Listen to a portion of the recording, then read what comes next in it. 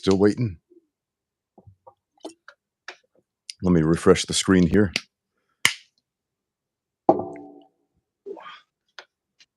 Not yet. Refresh that screen one more time. Okay. Yes. All right. The audio seems to be working. All right. Hello, and welcome to this edition of the Ramsey Dewey podcast featuring Chris Price, otherwise known as Crazy Chris Price, professional MMA fighter. Glad to have you here on the show today. Thanks for making the time, Chris. How are you doing? Oh, fantastic. Absolutely fantastic.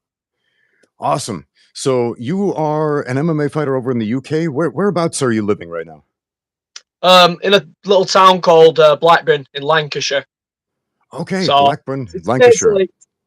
basically, it's unknown, really, worldwide. No one really knows about it, but hopefully one day we'll get on the map, hopefully. Except for catch wrestlers. Catch wrestlers know about Lancashire. Lancashire. Catch wrestling came from Lancashire. Yeah. And Michael Bisping came from Lancashire as well. There you go. Combat sports puts Lancashire on the map, and yeah. Okay, we've got 10 people watching so far. Sweet. That's probably going to increase throughout the conversation, but pay no heed to those who may or may not be watching right now, because this is going up for time and all eternity on YouTube, or at least until as long as YouTube is a thing. So, Chris, you have an amazing story. You have an absolutely amazing story, and I would love you to tell some of that to our audience today. So if you don't mind, I know you've shared this on social media as well.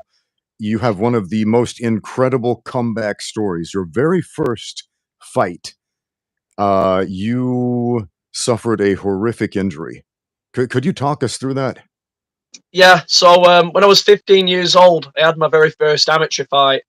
So that was like in 2013, 23rd of February 2013. So that's about 10 years ago, which is crazy. Went into the fight, 5 seconds in, I threw the hardest leg kick you could think of, and basically I snapped my shin in two. Like Chris Weidman fight. It was pretty nasty. But yeah. Yeah. It's one of those injuries, and I've seen this injury a number of times. It happened to Corey Hill when he was fighting the UFC. It happened to Anderson Silva. Happened to Chris Weidman. It happens to a bunch of Muay Thai fighters that aren't as well known in the West. And it's one of those injuries that is so often career ending. Guys have this injury and they're like, I'm done. I'm never doing this again. What was different about you? Again, this is your first fight, 5 seconds into it. Most people are probably saying, yeah, Chris, this isn't your thing. And you kept doing it. Why? So the mad thing is, when that happened, so going into it, another part of my stories is I'm autistic. So I got bullied a lot at school. The reason why I did the fight in the first place when I was a kid was to get the bullies off my back.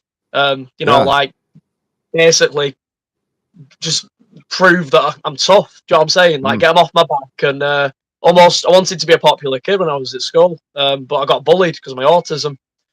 So I did that fight, and the bullying got worse. Everybody around me, including my family, believe it or not, wanted me to stop. Yeah. There were what was that? Everybody around me wanted me to stop. All the bullies, it was just getting worse and worse and worse. Loads of people were saying you should stick to COD, like, do you know what I mean? Just play Call of Duty. But there was something in my head telling me, I was in the ambulance, so they put me on a stretcher. My dad came out with me to the ambulance, and my dad was like, Chris, you're gonna have to do some light contact karate or something if you want to carry on doing martial arts. You can't do this anymore. And I just said to him, I'm going to be back and I'm going to win. I basically just convinced myself that day. Like, my dad was convinced that it was the drugs. It was the painkillers they gave me that night that was making me say that. And I asked the doctor, I remember being in the hospital, asking the doctor, "Can I fight again?" That's the first thing I said. I didn't ask him, "Can I walk again?" I asked, "Can I fight again? Will I be able to fight again with this injury?" I don't know what's. Looking back on it as an adult now, I'm 26 now. Looking back on it, there was something fucked up in my head. The reason why I don't know why I carried on. I really don't. But it's gone well. Yeah, man, that is so interesting because again, most people, they got a paper cut and they're like, I'm going to stay away from that thing that gave me this tiny little pain for the rest of my life. Fighters are a different breed. Like real fighters are a different breed. I saw your fight. I've followed your career, and it is so fascinating how far you have come. Right. And I remember my first pro kickboxing match. I had my left ear torn off. Ugh. And yeah, it was half torn off, it's dangling, it's bleeding everywhere. I had to have it surgically reattached. And I remember sitting in the emergency room, and my brother came, and he's like looking at me, he's like, yeah, so and I just felt like he was beaming disappointment at me, and the whole world was disappointed. And afterward, I lost the fight, I lost a decision, didn't go very well. And there was a lot of bullying about that. You know, I was an adult, but it was a lot of online bullying, like, "You suck, you're the worst fighter ever, just give up." And the the temptation to listen was tremendous. It was like, "Okay, that hurt, that wasn't nice." There was a lot of that I hated. I hated getting punched in the face, but something drew me back. There are so many other ways to make money, but something drew me back. And so when I saw you come back from that catastrophic injury, again, the injury that puts fighters into retirement, it made me realize there's something special about this guy, right? There's something unique. There's this guy has people talk about heart all the time, but I don't think most people understand what that is. This is a display of heart. Okay. So folks watching at home, this is one of the guys. This is one of the guys. So pay attention to him. Yeah. So how is your MMA career going right now? What do you have on the table at the moment? Well, at the moment, it's probably the best point of my career so far. I'm signed to Cage Warriors now. I've got Awesome. one win under the Cage Warriors banner. My last fight. I'm training at one of the best gyms in the world now, and my confidence is through the roof. I think I'm going to do it. I just got to take my time, and I've just got to make the right steps. I've got the right people around me. I've got some of the best training partners in the world. I've got some of the best coaches in the world, and well, like you said earlier, there's something inside of me that's obviously different. If I'm carrying on this sport after going through that when I was a kid, like we were saying, like fighters are different. It's a weird thing. I'm not too sure if it's bravery or like having a hard mentality, or the fact that it's a very addictive sport. Because Yeah, it's weirdly you could addictive. probably agree with me on this, because obviously you've done it yourself. Every fight you do is terrifying. Yeah. It's you almost don't want to do it. Yeah. Oh yeah, yeah, But yeah. you do it, and it's the most incredible feeling in the world after, and you just want to do it Mhm. again. It's like drugs. That's the only way I can describe it to people. It's Yeah. addictive. It's Oh, crazy. it absolutely is, man. I've heard it described as combat addiction. And when I first heard that Yeah. phrase, combat addiction, this was after I retired from fighting because of an injury. I was like, that's what that thing is. Because when I had my last fight, I had my skull broken, was partially blinded, and I had all these doctors telling me, "You will never fight again. You will never fight again." And it was like my soul was just like, "No!" And I couldn't exactly describe why it was so upsetting. I mean, I I knew it's because I'm injured, I can't do the things that I used to do, etc. There's a but at the same time, it's like I just wanted to keep doing it. I felt like I had so much more. I wasn't done yet, right? So it's shocking how addictive fighting is, in spite of the fact that in so many ways it's like it's an extreme of highs and lows, is what it is. So, Chris, I get a ton of questions on this channel from people who are starting out in combat sports. They have maybe a pipe dream of one day I want to be a pro fighter, or maybe I just want to do an amateur fight, put my feet in the water, see what it's like. What kind of advice would you give for these guys just starting out? Make sure that if you do start, you go to a good gym with people that you Mm, trust, a gym that's respected. There's a lot of gyms out there, like a lot, mm. especially now with how popular MMA is. But it doesn't necessarily mean every single gym's the right gym. Yeah, You a want to hundred percent, go to man. a gym that's got a good reputation, that can produce, talent at the highest order. The last thing you want to do is go to a gym where the coach is an egotistical maniac Mm, and just wants to put people on a show. There's so many gyms out there that they'll let you do. I'm not even kidding. This is actually a thing, and yeah. this happens. They'll let you do maybe a month of training, two Mm, months of training, and then they'll get you a fight just because the coach might have a connection to a show, and they'll get money out of it, yes. or they might be the promoter of a show. That can happen. My best Yep. advice is for anybody who wants to start the sport, go to gyms that are very well established with coaches that want you to improve. The last thing you want to do is go to a gym and the coach says, "Oh, you're going to be fighting or whatever." Like you've got to approach them about it. You know what I mean? My best advice is Yeah. just to start, enjoy the process, learn all the aspects, and then if you want to fight, that's up to you. You'll know in your heart if you're ready or not. But don't let anybody push you to fight. If you get what I mean. You know exactly what I'm saying. You've probably been on the scene long enough Yes. to see what I'm saying. Oh man, I've dealt with so many slimy middlemen and managers and fight promoters who care about one thing, their own bottom line, lining their own pockets at the expense of everybody else, and so they will try to get anybody they can, regardless of their experience, whether or not they can intelligently defend themselves in a cage or not, and just throw them in there. Yeah, So I'm so glad that you said that. You've I got to was surround, yeah, sorry. I was very lucky when I started. I started with I'm autistic. That's the other thing. So a lot of these people, they might be autistic like myself. They might have other disabilities. So people yeah, take advantage of that. Seriously, you'll get people will take advantage of that for sometimes. Like sure. because we're not very what's the word for it? We're not very streetwise. We're not very smart when it comes to things like that. We don't know when people are trying to take the piss out of us.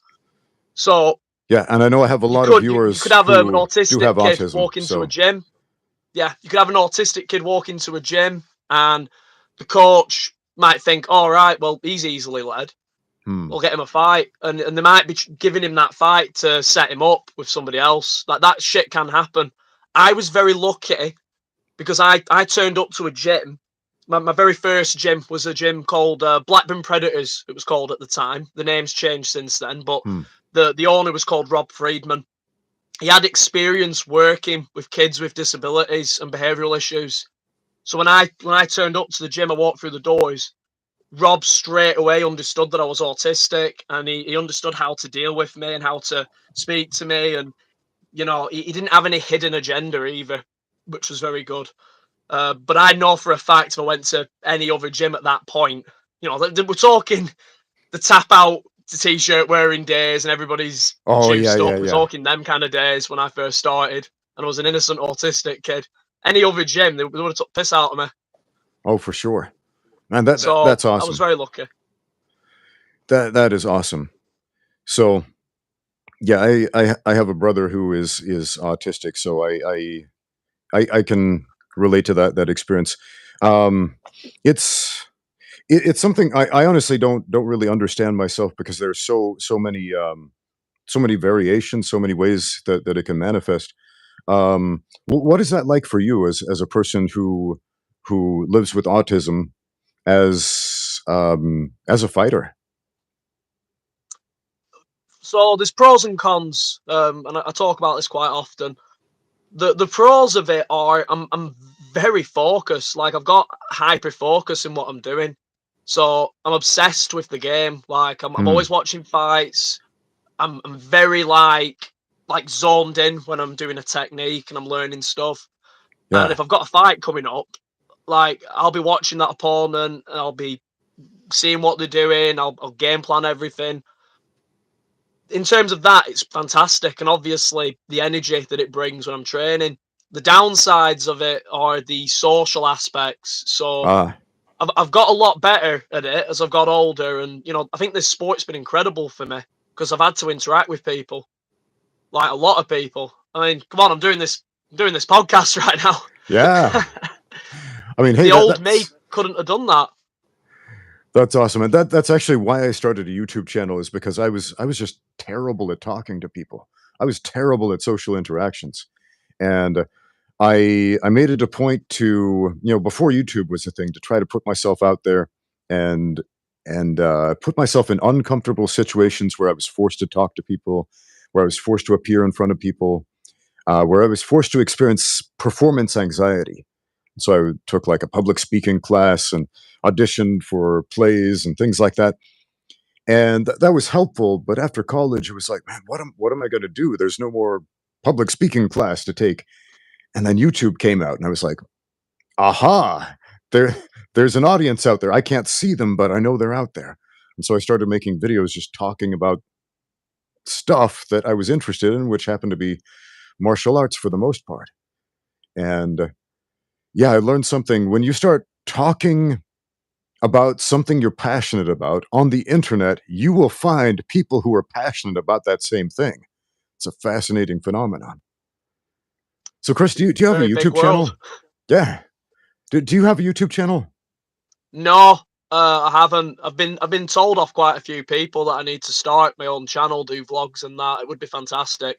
Yeah, I Problem remember. is, I haven't got a good camera, Yeah. and I really need a team of people to do that. Hmm. Um, but I've made a decision. I need to get that sorted next year, especially now that I'm winning on Cage Warriors, and that's what people are after now. You can win Yeah. all the fights you want. You need to put your name out there in other ways nowadays. Social media is a massive thing now. Oh, absolutely. A few years ago, I think it was on Facebook, you put out a video, and it was absolutely hilarious. Um, Oh, I know what you're on about. with the one with the mop, the one like self-defense with a mop. It was incredible. I was laughing, man. I rarely laugh out loud. I usually snicker a little if I see a funny video, but I was laughing out loud at this one. I was like, man, Chris is such a funny guy. If and when you decide to hang up the gloves, you have a promising career in in comedy, man. That was money right there. So you Need you to got do a to put part two. that one up on YouTube. Do a part two. Do a part three by all means. If Oh if god. if you don't know what I I'm need to talking about, reshare that. I need to reshare that yes, video. It was reshare that one. fantastic. Reshare that one. Put it up on Instagram or something.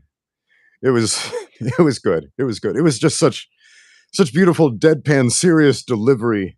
Like a lot of times when people do comedy, it's like they kind of spoil the joke by kind of laughing. I'm a terrible actor, for example, and so when I try to do a comedy video, I'm like got a goofy smile on my face, and it's uh it's not as funny as it could be, I think.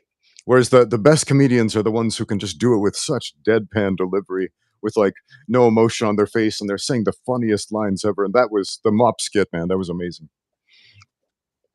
Thank you. Yeah. Okay. So, man, this is the first time we've talked in face to face. We chatted online a bunch of times, left comments on videos and social media posts and so on. But again, the very first time we've spoken online. Um, let's see here. Wow, we've got people watching. 26 folks in the chat right now. So, folks in the chat, if you have questions for our friend Chris that you would like to know, please let us know. Just type out your questions. We'll take a look at that as we go through this conversation. So, yeah, what else is going on in the world of MMA? Let's see here. UFC is coming to Shanghai again for the second time, so woohoo. Um, When's that? When's that happening? Oh, that's happening.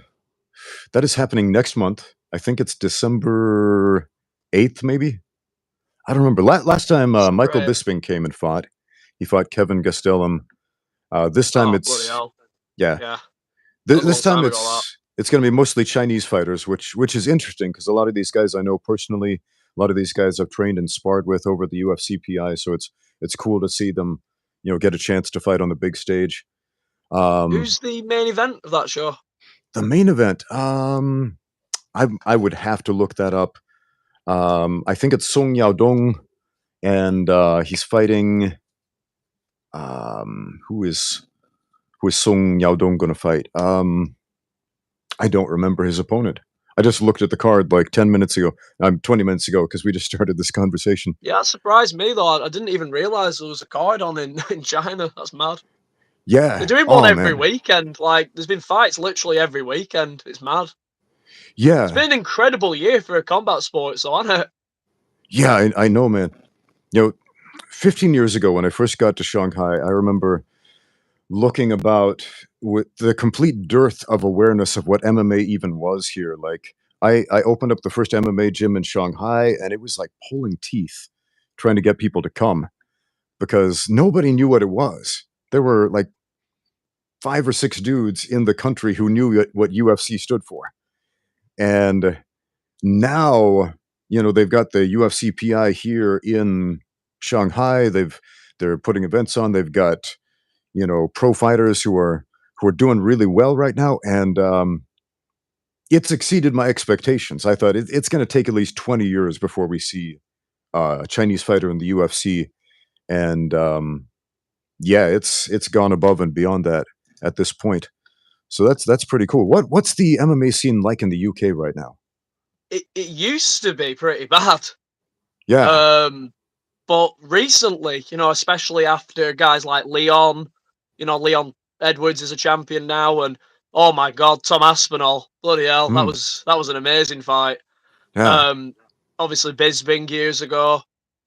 It's a lot better than what it used to be, but it's still, though, in my opinion, it deserves to be bigger than what it is. MMA, like Mm, in our country, boxing's still, seen as something a bit bigger. And yeah. honestly, no disrespect to boxing saying this, but you know what I'm going to say. Yeah. Recent years, boxing's gone downhill, like Yeah. massively downhill. Like, you're not Yeah, seeing for any sure. serious fights anymore. The only real fights that are happening nowadays are in the UFC, Mm, One, PFL. There's another show called Octagon, and obviously yeah. Cage Warriors. Basically MMA shows. You're not really seeing any serious fights in the boxing world. Kickboxing's outdoing it. Muay Yeah, Thai's outdoing it. I think you're absolutely right, and it's an interesting time we live in because right now the average person doesn't know the names of the current roster of top contenders in boxing. They I don't. know, I yeah, don't. I they don't know a care. handful of legends. They know like Mike Tyson. They know Floyd Mayweather. They know maybe a couple other guys. Maybe Tyson Fury because he just had a big fight with a guy who boxed for the very first time in his life. And we're seeing these freak show exhibitions in boxing more than big name boxers going at it. I think like It's disgusting. the last really big boxing matches I can even think of were from years ago, like when Floyd and Manny Pacquiao. What was it? I was just about to say Yeah, that's the only big fight and that that was I could years think ago. of that was the best fight in the best. And And even so, mate, even so, that fight happened. Manny Pacquiao was out of his prime when that happened. yeah, Do you but know at what the I mean? same time, Floyd timed that. he's They, like one of they the just last duck recognizable and names. dive, mate. They just duck and dive until they get the right opportunity for the right money. No one's fighting the best fights. I mean, this Tyson Fury Usyk fight after what happened with Ngannou, that's going to get Yeah. delayed now. And who knows? Honestly, I don't think we're going to see Tyson Fury fight ever again after that. It's entirely possible, especially since the pay-per-view numbers were just released. It was in Terrible. the tens of thousands, something like 70,000 pay-per-views, something like that. Compare that to, say, the Floyd Mayweather versus Conor McGregor fight that sold, I think, like 1.5 million, something like that. So huge Yeah. disparity in the numbers. And How did you score that fight, Ramsey? How did you score it? you know, when I watch fights, since I score fights for a living, I work as a judge sometimes. Scoring fights that I'm watching recreationally feels like doing homework for no reason. It's like doing extra math if you hate math. Um, so I wasn't sitting down with a scorecard scoring each round individually, but I thought this is a shockingly close fight, and I Shouldn't have been. I completely understand why a huge percentage of the fans think that Ngannou won, and I don't disagree with their reasoning for that. And if you look at the punches landed, if we're scoring this like an amateur fight, not a professional fight, but Correct. yes, Exactly. yes, Exactly the argument. they scored this fight like an amateur bout rather than a professional one. They counted up the number of punches, not the damage done, not the knockbacks, not the knockdown, not the perceived domination, etc., but the number of times the front of the glove touches the other fighter. And that's how it works in the amateurs. It shouldn't be how it works in the pros. So that was a little I confusing to me. personally think there was some corruption because of the Usyk fight after it. Mm, Like, think about it. Ngannou won that fight. Boxing's dead. Like, officially dead. Ruined. mm. If Yeah, Ngannou won that fight. I wouldn't doubt it. What they might be trying to do now is offering Ngannou more fights to try to build him up as a name in boxing. Like, see, that he wasn't just a nobody. He's actually, he's trying to save face, if you will. I mean, that would make sense for me if I was the guy in charge of I know. setting up boxing matches, man. That's how I would try to spin the narrative. But yeah, What setting what an incredible story, though. Everything that guy went through. yeah. Oh He's man, it's like the real life Rocky. yeah. Oh man, But better. I think it's a better better. story than It's Rocky. a better Way story than better. Rocky, man. It's an incredible story. Like I didn't know much about his background until after that fight. I was like, I've seen this dude in the UFC. I didn't dig too deep. I'm gonna go on a deep dive on the internet and learn everything about this guy. And then I was like, that's a movie, man. I That's know. more epic than a movie. They need to make Francis Ngannou the movie now. That's I would pay to watch that. Definitely. Oh, forget the Marvel Cinematic Universe. That's what I want to see on the silver screen. So yeah.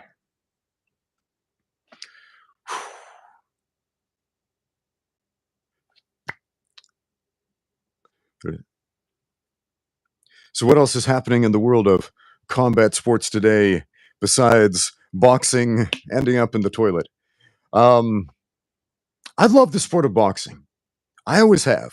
I'm actually a I big know. boxing It's fan. amazing. I think every serious MMA fighter, like every serious MMA fighter, loves boxing. Do you own a pair of boxing gloves?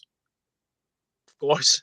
Yeah, every MMA fighter owns at least one pair of boxing gloves and uses them religiously. I've I had boxing fights. I've had boxing fights. I yeah, watch boxing. I love it. yes, I've done. Boxing is the only combat sport that I've really wanted to do professionally. I didn't do as a professional. I've only done it as an amateur. Um, but again, every MMA fighter cross trains in boxing. But you cannot say the same about boxers. There are pitifully few boxers who cross train in other combat sports. Yeah. That didn't used to be the case. Like back in the day, boxers would cross train in wrestling, for example, because the clinch used to be a much bigger part of the game. And again, in the Ngannou fight, we saw the clinch, I think, was almost the deciding factor in the fight. It was massively. Yeah. And it's weird because Tyson Fury, the non-wrestler, if you will, is the guy who initiated that clinch and then I, ended up I just swear he shot a carrying the weight. takedown. I swear he shot a It takedown. it kind of looked like it. It kind of looked like Dropped it. to a knee, grabbed his legs. I was like, Mm, what the fuck am I watching? yeah. And that will happen when people get hit so hard. They get hit so hard like the old Adam West Batman from the 1960s, words describing the impact appear, not literally, but figuratively. When people get hit that hard, and Francis Ngannou is capable of tremendous power output with his fists, they tend to want to go low, whether they train for it or not. It is fascinating, but it can happen. So, who am I thinking about? I think it was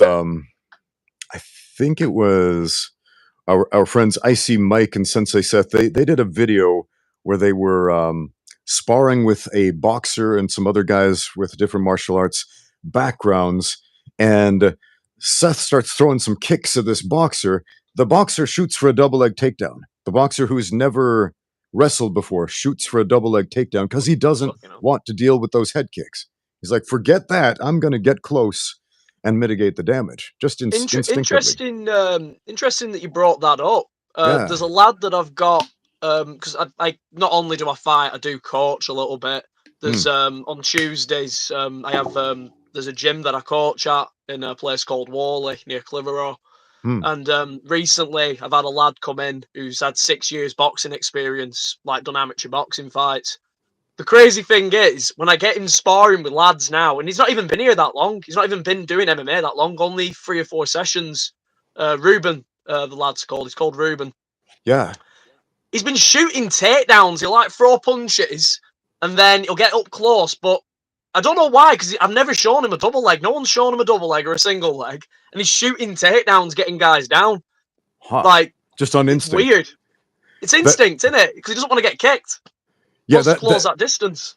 That is so interesting because so many different animals have an instinct to wrestle in specific ways. So if you look at monitor lizards, for example, they stand up on their hind legs, they clinch like Greco-Roman style, and then they use upper body controls. They also use leverage with their tail, but it's basically Greco-Roman wrestling.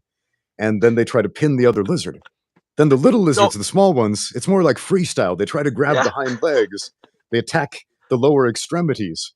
And so have you watched kangaroos? Yes. Oh, kangaroos. Yes. I'm gonna get onto that. I was just at a wild animal park here in Shanghai. They've got like a couple dozen kangaroos there, and they were fighting.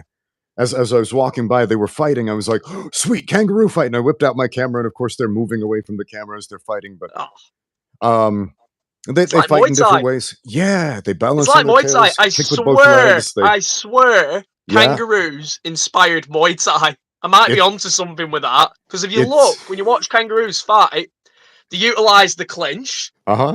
Yeah. They use the teep very well. Yes.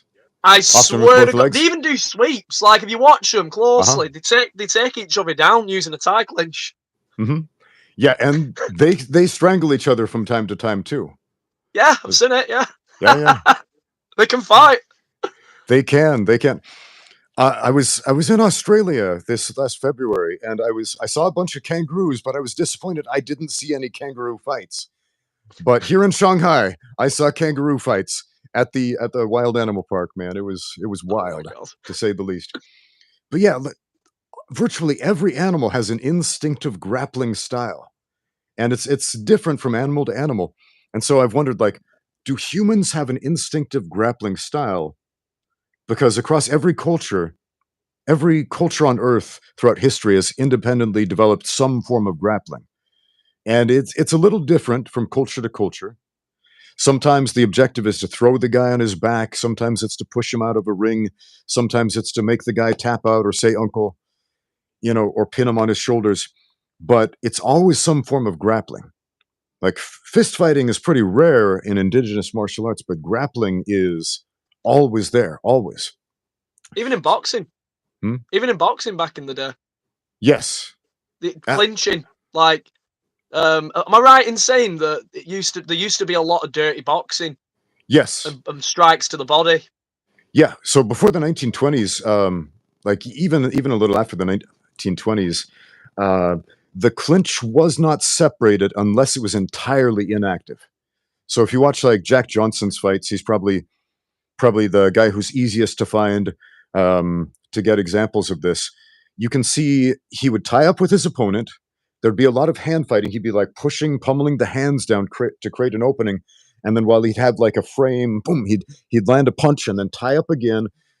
Pummel the arms around, move the arms around, make a space with his shoulder or his forearm, boom, get a little hit in there, and they'd always be carefully selecting the shots, and there are several reasons for that. One, because they could fight that way. Two, because the gloves were much, much smaller.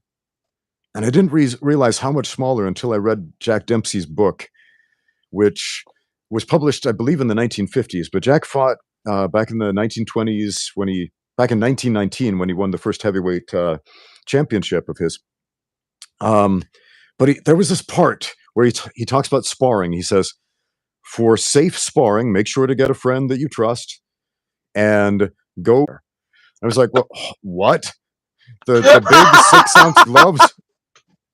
And I'm like, 6-ounce gloves, that's like an MMA glove. That's like a professional MMA. That feels like a rock, man. You're being punched with those MMA gloves, your hands all wrapped up on it. It's like a rock. Dempsey called those the big, safe sparring gloves. 6-ounce glove is a big glove. Yeah. And then I was like, well, what the heck kind of gloves did they fight with back in the day? So I look it up, and it's basically leather, no padding, just a tight leather mitt on the hand, and the thumb was open. It wasn't stitched to the mitt like it is today. In fact, they didn't even do that, I think, until the 70s. The hand injuries, though. Yeah. Serious. But if you watch the way they fight, there were hand injuries, but not as many as you might think, because they fought very carefully. So again, if you watch Jack Johnson, they would tie up, he would pummel, he would find the perfect opening to the body, to the soft spot in the body, or to the side of the chin, or the side of the neck.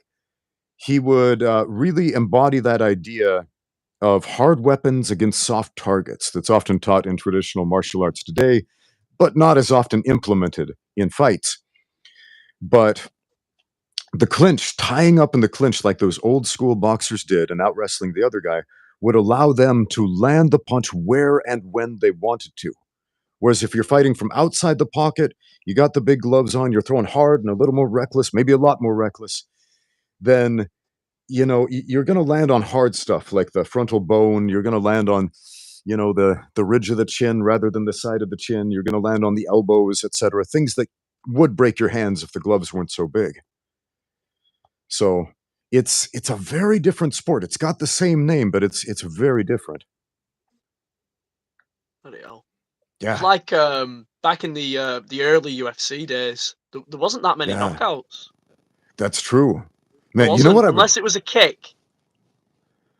Well, then again, there weren't that many head kick knockouts either. But yeah, there was a huge stigma against throwing kicks in the early UFC because early on UFC 1 through 3, everybody except for Gerard Gordeau, who attempted to throw a kick, got their kick caught and taken down, and then submitted pretty early on. And so this stigma came up: don't throw any kicks in MMA. Kicks don't work in this sport.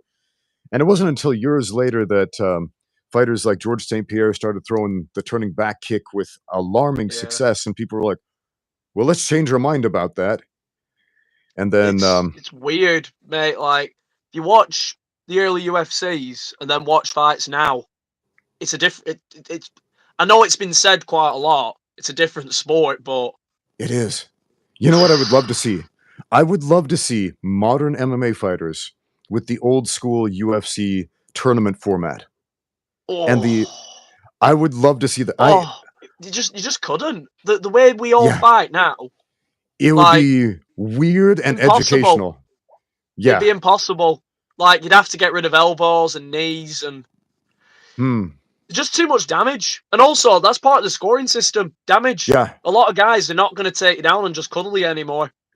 That's Them days true. are over. We've got to score damage now, so you're just not going to see it. I think you're right. I would love to see it, but at the same time, it's mostly an intellectual curiosity. But I think you're right now that I hear you say that out loud. I'm shocked that them early UFC tournaments had a lot of success, and the guy at the start actually got to the end a lot of the time. Yeah. Like, and if you watch UFC 3, Royce Gracie didn't actually make it to the end. He didn't. No, Chemo. He got a hard fight with Chemo, didn't he? And he was physically unable to carry on.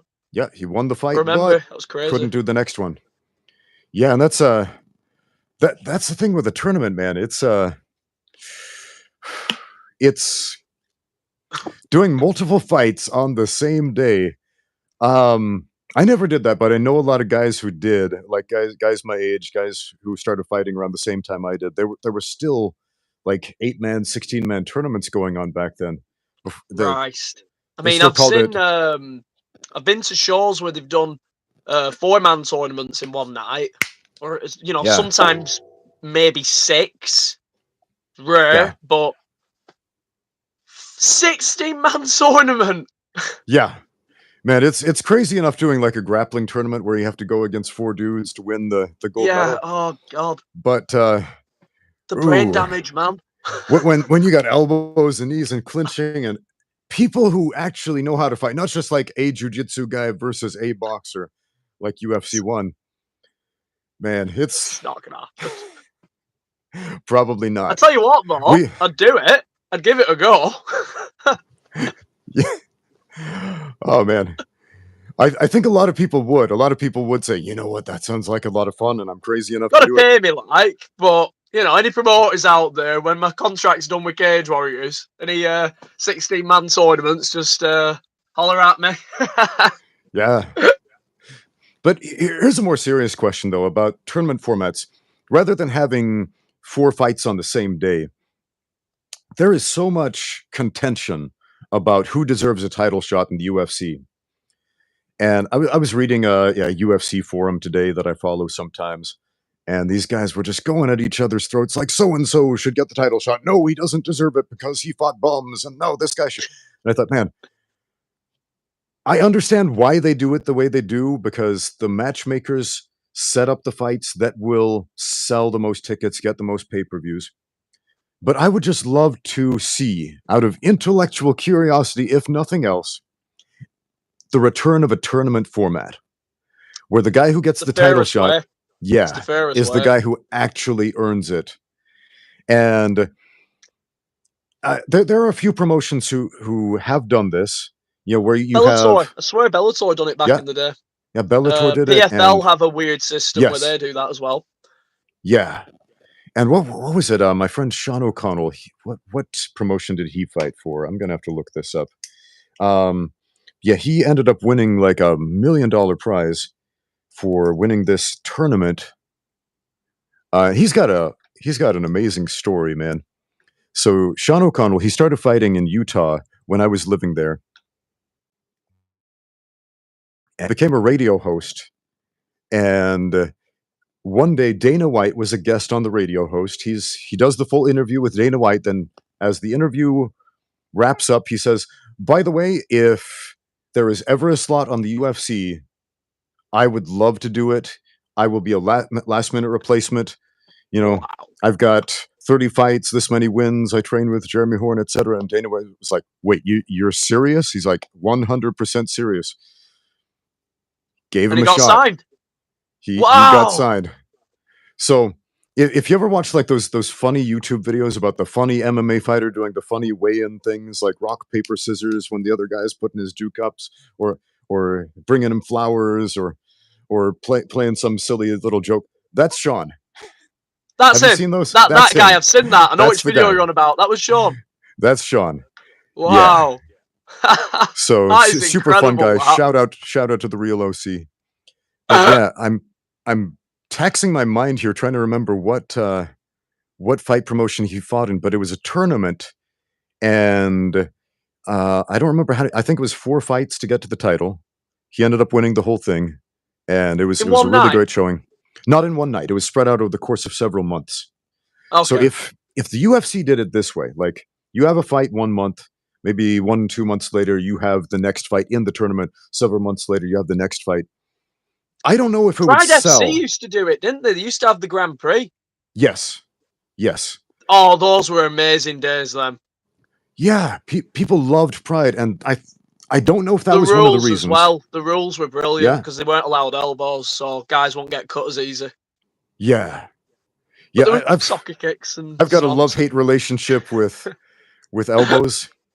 Yeah, and the soccer kicks, they're definitely a crowd pleaser, but at the same time, it's like they Too happen, much. It's too much, but it also happens at the point where the referee should be calling the fight anyway. Yeah, Like the it's just guys, unnecessary damage. yeah, I mean, think about it. If you're playing open guard, there's a guy standing over you, and he's trying to stomp you in the head. If you're fresh, if you have your wits about you, Like lock him, is easy. yeah, he's not going to It's an reach easy your leg head. lock. Yeah, exactly. You're going to be able to block that guard retention, whatever, right? But if you're woozy, if you've been rocked, if you're not totally there, you've been hurt, you're to the point where the referee should be calling off the fight. That's the point where the soccer kicks actually happen. That's the That's only time a unnecessary. guy's going to get to your head. That's Yeah, unnecessary. It's a crowd pleaser, though. yeah. So really, it's just like that exclamation point on the technical knockout is what the soccer kick is. Vanderlei Silva. Yeah. Oh my god, them fights in Pride, Vanderlei. Yeah, man. One of his fights made me Wow. sad. One of his fights really made me sad. Like I loved watching Vanderlei fight, but when he fought Guy Metzger was such a technical, crisp kickboxer with some of the most beautiful technique, and he had one of the most successful transitions to MMA at the time from a kickboxer. And he's fighting Vanderlei in Pride, and this is the fight that I don't know if he retired immediately after this fight or shortly thereafter, but he got wrecked. It was his technique looked beautiful. It was crisp, it was clean, and then Vanderlei was just like a beast, just throwing haymakers at the dude and breaking him. It was like watching a stained glass window, a beautiful work of art, just be shattered with a sledgehammer. And part of me just died on the inside because at that time, I hadn't done an MMA fight at that point. I don't think. I was a professional kickboxer, and I had this dream. Like I just loved kickboxing. That's all I wanted to do. I wasn't really that interested in MMA at the time. And so to see like one of my favorite kickboxers, I was like, yeah, this guy, he's my guy. He's the kickboxer in MMA. Just get smashed. I was like, my hopes and dreams. Oh no. It hurt, but at the same time, I think it was still very important for me to realize you absolutely have to become a well-rounded mixed martial artist. And this was before people were saying mixed martial arts. But yeah, it sounds like a no-brainer today to most people. You have to be a well-rounded martial artist, but why didn't anybody really get it back then? Like even the 80s, 90s, early 2000s, people still didn't get it. Yeah. Weird matchups. Like I remember watching fights. I mean, even crazy thing is, like even maybe 10 years ago, 9 years ago, when I was on the amateur scene, after I broke my leg, I was coming back. I was watching some of my mates fight, and they get matchups, and the matchups I remember were very old school. Like it'd be right, they're a striker, they're fighting a grappler, or they're a grappler, they're fighting a striker. Nowadays, fucking hell, everybody's so good at everything now. Like Yeah. I can strike, I can wrestle, I can do jiu-jitsu. Every And you time I have to. fight somebody, I'm expecting them to have good everything. Like you never, if you've got one skill that isn't there, you're screwed when you get to the high level. You're screwed. Yes. Oh man. I get so many comments from people saying, should I train in striking or grappling? I'm like, yes. I know, I get that. It's weird. Yes. You need both.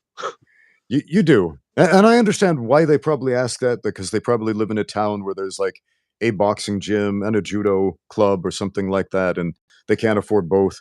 But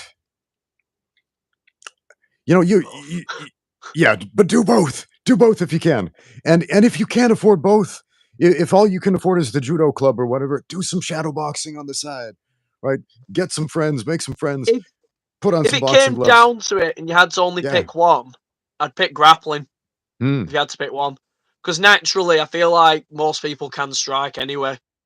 Like, if you see two untrained people fighting, chances are they got a big right hand, and if it lands, the other person goes to sleep. Yeah. That's what a lot of the time happens. Everyone's got like a basic understanding of how to throw a punch. Yeah, and it won't look pretty. It won't look technical, but there's that puncher's chance of the knockout. Like Dan Henderson, for example. He wasn't a fucking striker, but he was one of the greatest knockout artists ever. Yeah. Like, innit? Dan Henderson, if you watch his old fights, That's he wasn't true. technical Yeah. whatsoever. Never Oh really man. trained it. Like, he even said, he just naturally had a fucking heavy right hand. He'd hit you and you just go down. Yeah, man. Dan Henderson became an MMA meme before MMA memes were a thing with that overhand right he threw. Who was it that he knocked out? Dude's on the ground. Oh, I, it was my I'm old gonna. friend Bisbing. That was Michael Bisping. Michael Oh Bisping, yeah, yeah, unfortunately, yeah. yeah. Bisping's on the ground and he just leaps into it like almost like a Superman overhand from standing to the ground, and it was just like it was like an actual punch you would expect Superman to throw if he were a real person. Man, it just That looked was a nasty knockout, that happened UFC yeah 100, 2009. yeah no man. Crazy, crazy knockout. I met an old dude who used to live next door to Dan Henderson when he was a kid, when he was growing up. This gentleman lived in Shanghai for a while. He was a traveling diplomat, and he said, "Oh, you do that what is it, that UFC cage boxing thing?" I was like, "Yeah." He's like, "Oh, I this little boy who used to live next door to me, he's doing that now. What's his name? Little Danny Henderson." I was like, "Dan Henderson? Yeah, that's the guy." Little, and he called him Little Danny Henderson. I was like, "He's not so little anymore. He's not so little." Wow. Yeah. Okay, we got a question from one of the viewers. I didn't see this fight he's asking about, but Agricola Urbana says, question, did you both watch Chris Eubanks and Michael Watson's saga back then? I did not. Chris, are you familiar with that match? Chris Oh, I don't Eubank and think so, Michael no. Watson? Like I said, I don't really follow boxing that much. But Chris Eubank was one of the greats, from what I remember. Great personality, Chris Eubank. So, of course, you're talking about Chris Eubank Senior, aren't you? I think he's talking about Chris Eubank Senior. Hmm. Fantastic fighter back in the day, incredible and incredible personality. Absolutely hilarious guy. Yeah. So, yeah, let's open up the chat to some questions from the audience. So we've got, I think, 33 people in the chat right here. So if you have questions for Chris Price, and if you're just joining us, Chris Price is a professional MMA fighter. He's been doing this for a while. Awesome guy. A lot of knowledge about how to train, how to do the thing. Please let us know. Write your questions in the chat, and we'll do our best to answer you. Okay, Solar Flare G says, Chris, what is the most difficult type of opponent that you have ever had? Oh, no. Had a lot of fights. I'd say it was one of my amateur fights. There was a guy that I fought when I was an amateur called Ben Royal. Hmm. You may or may not be familiar with him. He's signed to ONE FC now. Okay. I'll have to look him up. Incredible fighter. When I was coming up as an amateur, I had my leg break and I had two fights, two wins after I broke my leg, and I got offered an amateur title on a local show, and I was put against Ben, who was, I think he was 7-0 at the time. Like, he had a big Hmm. record, and I was only 2-0. And I was only a Undefeated. young kid. I was only like, I think I was only 17. Yeah. And yeah, it was a southpaw, so that were awkward, and my skill set wasn't like it is today. Was that your first time fighting a It southpaw? was, yeah, it was Oh. fucking awkward. It was Oh, weird when he was yeah. punching me. Like, obviously, if I fought a southpaw now, I'd be sweet. Like, Yeah. I've been training that long now. I know how to deal with it. But I remember going into that fight, overthinking it quite a bit. Like, oh god, he's left-handed. Everything's gonna be coming at weird angles, and it Oh, was yeah. like, I remember him punching me through a 2-1. So he threw a left straight and a right jab, and it was so weird how he hit me with it. I just remember it taking me by surprise, like the way he threw it. I was expecting him to throw more kicks, and Yeah. there was that, and also his jiu-jitsu was really good. Like, Hmm. that was the first time I went up against someone that I think had better jiu-jitsu than me, and it really took me off guard. So that's one that stands out. But as a pro, I mean, all my fights I've done as a pro, all fights are hard, aren't they? Really, they all have their own challenges. For sure. Yeah, But southpaws, fuck southpaws. No offense to all my southpaw friends, but yeah, fuck southpaws. That's very similar to what my friend Paul said. He's an older gentleman. He's a boxing coach, great guy, and he's from the UK as well. And I remember one day a new fighter came in. He had some boxing experience and he wanted to train with Paul. And Paul said to him, "You're not one of them southpaws, are you?" And the guy's like, "No." He's like, "Oh, thank goodness, thank goodness." It's not that he's incapable of training southpaws. It's just like, why do the extra homework if you don't have to? Oh my So god. we have another question for Chris from Poliak, who says, "Chris, did you ever feel like any of your opponents was actually trying to cripple or kill you, like Rusamar Polaris?" Oh, that's a good question. That's a Hmm. good question. I've never been asked that. Let's try and think back. I mean, in a sense, aren't we all doing that when we're in there? Like, as soon as that referee says go, Yeah. my mindset's I have to kill this guy. Yeah, I think. Obviously, the ref steps in, a stop.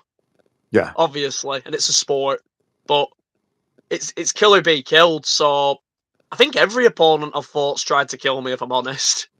Yeah, I think it would be more shocking if you had a guy who came out nice and friendly. You'd be like, "What the heck is going on here?" And then just take it to him, I'm sure. I can't recall fighting someone that was an absolute lunatic though. Hmm. And I mean, if someone came after me like a lunatic, I think it'd be an easy takedown or an easy fucking straight right to the chin, if I'm honest. Yeah. You know, Like I just time him really easily, but I don't know. That's a good question though. You know, um, I I had a can't really couple of. recall anyone, but yeah, I've had some hard fights, but I can't really call anybody that's an absolute lunatic, like trying to rip my leg off and the referee's trying to drag him off me. Yeah, I got a question for you about stare downs, pre-fight stare downs. Oh So god. I I had a couple of pre-fight stare downs where everybody kind of mad dogs you and they're like, "I'm going to win this fight," and they try to look all tough. But I had two opponents, and these two opponents happened to knock me out when we fought. And these two opponents just there was no crazy posturing. They just gave me the look of death. It was like a reptilian stare in their eyes where they just looked through my soul, and I was like, "Crap, this guy means it." Like everyone thinks they mean everybody thinks they mean it, but I was like, "This guy really means it." Like I this is different. Have you ever experienced something like that? Or maybe you are that When it guy. comes to the stare down, I just find them awkward, if I'm honest. Yeah. Yeah. Like, I've had a few, obviously. I mean, being signed to Cage Warriors, all two of my fights on Cage Warriors that I've done, I've had to do that, and I'm not gonna lie, I just have the urge to laugh. Like, Yeah. it doesn't scare me. Like, I just look at him. Like, I'm not kidding. Like, I feel bad saying this because there's no disrespect to my opponents. Like, this could be anybody. This could be anybody that's in front of me. I'm Yeah. just looking at them and I'm thinking, should I laugh? Like, I just feel like smiling at them or patting them on the head or something. Like, it's just a fucking sport. Do you know what I'm saying? Yeah. Like you're trying to stand here and look dead scary, and then I'm trying to do the same thing, and it's like, It's weird, man. It's weird. Like maybe you should do what Sean O'Connell did and just do some funny thing before the fight. Now Sean, he was asked by a number of people like, don't you think that's disrespectful? And he would say, "Look, the fight's already picked. I talked to the guys beforehand and say, hey, is it okay with you if we do something fun at the weigh-ins instead of just staring at each other all mean? It'll be memorable." And most of them were like, "Yeah, that's cool." Um, but he said, "Look, the fight's already picked. We don't need to shove each other or crazy things like that. We're gonna fight. We're gonna hurt each other for real. We don't need to pretend we're gonna do it beforehand." But funny, funny little story. One of my mates who fights, very good fighter, by the way, really good fighter. He's called Shamrock. He was supposed to have a fight the other week, on a show called Octagon in the UK. yeah, And there was a lot of back and forth before the fight with his opponent, like verbally. And fuck, mate, they ended up having a bit of a scuffle at the weigh-ins, and he kicked him in the body. Ooh, like at left kicks, and the weigh-ins. the fight got cancelled. Oh man. I know, but I just remember watching it, thinking, "Wow, these two, wow!" Like, I can't imagine kicking off with somebody at a weigh-in. Like, but I mean, if someone gets in your Yeah. face, like, you got to defend yourself, haven't you? But Yeah.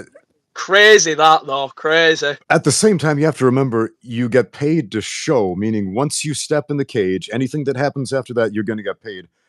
Yeah, But I'm before not at the even weigh, sure if he you're got not paid getting for it. paid for the weigh-ins. You're not getting paid for the weigh-ins. So if you get DQ'd at the weigh-ins, they don't owe you a paycheck. And all the suffering, like the big weight Yeah. cut and everything. Like Shem had a big weight cut, Yeah. so he had to cut all that weight, and you know all the build up to it and everything. And I felt so gutted for him. I know, Like, man. I think that's often the hardest part of the fight. It's not just the sport of who's the best fighter, but it's who's the best fighter being dehydrated, missing like half the electrolytes in the body, oh, being it's fatigued. horrible. Yeah. And then not I fighting, and then not fighting on top of that. not getting paid, and I think potentially getting fined too. I don't know too much about the situation, but yeah, I'm really gutted for my mate Shem. I'm really gutted. But Yeah. yeah, he'll get another fight. From what I've heard though, the guy that he kicked, he doesn't want anything to do with him anymore. Yeah. I don't doubt it. We have a question from Brave Little Spidey. He's got a couple of questions. Did you ever have to fight a good friend of yours in the ring? Oh God, that's a good question. Okay. One of my fights that I did years ago, amateur fight. I wouldn't say it was like. I wouldn't say he was like a really, really good friend or anything like that. I wouldn't say that he was like my best friend or anything. But there was a guy that I was talking to quite a bit online, and I was just saying how I was watching his career, he was watching my career, and we really respected each other, really admired each other. And I didn't like fighting him, if I'm honest, like because we were in the Hmm. same division and everything. I didn't really like the idea of it because I got on with him. It was called Callum Mullen, and he's one of my defeats. He beat me. Hmm. And wow, it was just weird because it was a tournament too. So what happened was Okay. there was a draw in the tournament, and we ended up being the draw to have the first fight. Oh. And I just remember there was a fight previous that I was supposed to do, and he was supposed to do, and we both got offered each other, and we both said no, like because we say we don't want to fight each other, we're friends. But then few fights later, we end up in a tournament, and we were pretty much just forced to fight. Yeah. It was weird. I just found it weird. Yeah, I But at the end of the imagine. day, it's just a sport, and it was an amateur fight as well. So at the end of the day, it's experience for both of us, and he's doing very well for himself at the minute. I'm doing very well for myself, so you know I'm happy for him. But I just find it Yeah. weird. I don't like it, if I'm honest. So do you feel Especially like if that? I've trained with the person. I've never had to Sure. deal with that yet, and I don't really want to. I don't like the idea of fighting someone that's my friend because the goal is to crush the other person's hopes and dreams, and I Yeah. can't imagine myself doing that to one of my friends. If I'm honest. Yeah. So in that fight, like, how much do you feel like that amicable relationship held you back? Was it I wouldn't that, or say it was it? held me back. I wouldn't say it held me back because like I went in there with the intent of winning and beating him and hurting him, but Hmm. in the lead up to it, it was weird. Like Yeah. I just found it weird the lead up to it, and afterwards, like I just felt weird about the whole thing. But in the actual fight, I don't think it affected me because at the end of the day, someone's throwing punches at you, you're throwing punches at them. It just happens. Like it's like sparring. A lot like me when I spar. At the gym that I train at, we spar. We try to take each other's heads off, but we're doing it in a non-malicious way. We're doing it to help each other. And sometimes bad stuff happens. You know what I mean? But we're still friends at the end of it. But it's a bit different when it's in the cage because Yeah, we're that's true. embarrassing our friends in front of each other if we do that, and I don't like the idea of that. Yeah, understandable, man. Understandable. It's a I weird. It's a think weird one. It's a weird one. for sure. I think one of the hardest parts about combat sports is the days leading up to the fight. Not so much the fight itself. I mean that Yeah. comes with its own unique challenges, but the days leading up to it because we Oof. create monsters in our minds. Our imagination runs to the craziest places, and it has the potential to defeat us, or to declare us victorious before it even happens. It makes me train harder. That. Yeah. So what that you're talking about right there, them horrible negative thoughts that you get, Mhm. like you're fighting a guy, you're fighting someone that's just a human being with 2 arms, Mhm. 2 legs. But the thoughts that we have are like he's some monster. Yeah. You know what I'm saying? I've had that. Oh, I've had yeah. that going into fights, and I think it's made me train a lot harder for the fights. I feel like if I wasn't scared and if I wasn't overthinking it, I don't think I would have won them fights that I've won. That makes a lot of sense, man. If this is a comment I got a lot from people who have kind of a casual interest in martial arts for the purpose of self-defense, and they'll say something like, "Well, I'm not interested in attaining a high level of skill. I just want to be able to handle myself with an average thug on the streets," or something like that. And I understand why they say that, but at the same time, it's like there is an interesting separation between combat sports and street fighting that I don't think anybody really talks about. And it's the idea that in a street fight, there's no buildup. It's just somebody starts some trouble with you, and then it's go time, and then you just go on instinct. I can Where I can say right here, right now, if you have a street fight, it's fucking easy. yeah, Like whereas with the street fights are easy. Like they just happen. If you know how to fight, you're all yeah, good. and if you MMA don't know how to fights, the fight build them, up. yes, The build up. Oh, yes, that buildup is insane. What it does to the human psyche, man, it is insane. So imagine for a minute if street fights had that buildup. If you knew, okay, 3 weeks from now, a dude is gonna jump out behind that alleyway and try to start some trouble with me. It's going to happen at this time, and I know that's going to happen. Okay, but for whatever reason, you can't stop it. You can't call the police. You can't bring a weapon. You have to fight this guy, and you know it's going to happen. So it's going to be like lingering over you, like, okay, 3 o'clock Thursday. This thing, it's going down. I can't it's stop it. No. horrible. It's horrible. Okay. Street fights don't have that. And I've seen a bunch of self-defense instructors who are like, well, you need to train with like heightened tension to simulate like I'm like, I don't think that's how it works actually. It's I not don't think that's how it works. Like that's not the psychological element. because it Um just happens. It just happens, and you do it it. just It's like happens. when you fight for real. So like you do an MMA fight, and you'll say this too. You're just running off instincts when you're fighting. Like a lot of the time, you're not thinking about what you're doing. You're just reacting. It's all you're Yeah. doing. So that's all you have to do is have good reactions. Yeah, for sure. Did you see the Ultimate Self-Defense Championship? That No. What? okay. Okay, so Oh, I'm I'm glad. I'm glad because I didn't have a particularly good showing yet. Anyway, my friend Rokus from the I'm Martial gonna Arts watch it Journey now. channel, he he hosted this thing called the Ultimate Self-Defense Championship and invited me to fly out to Australia for this thing. Like, the heck is a, a self-defense competition? How is that gonna work?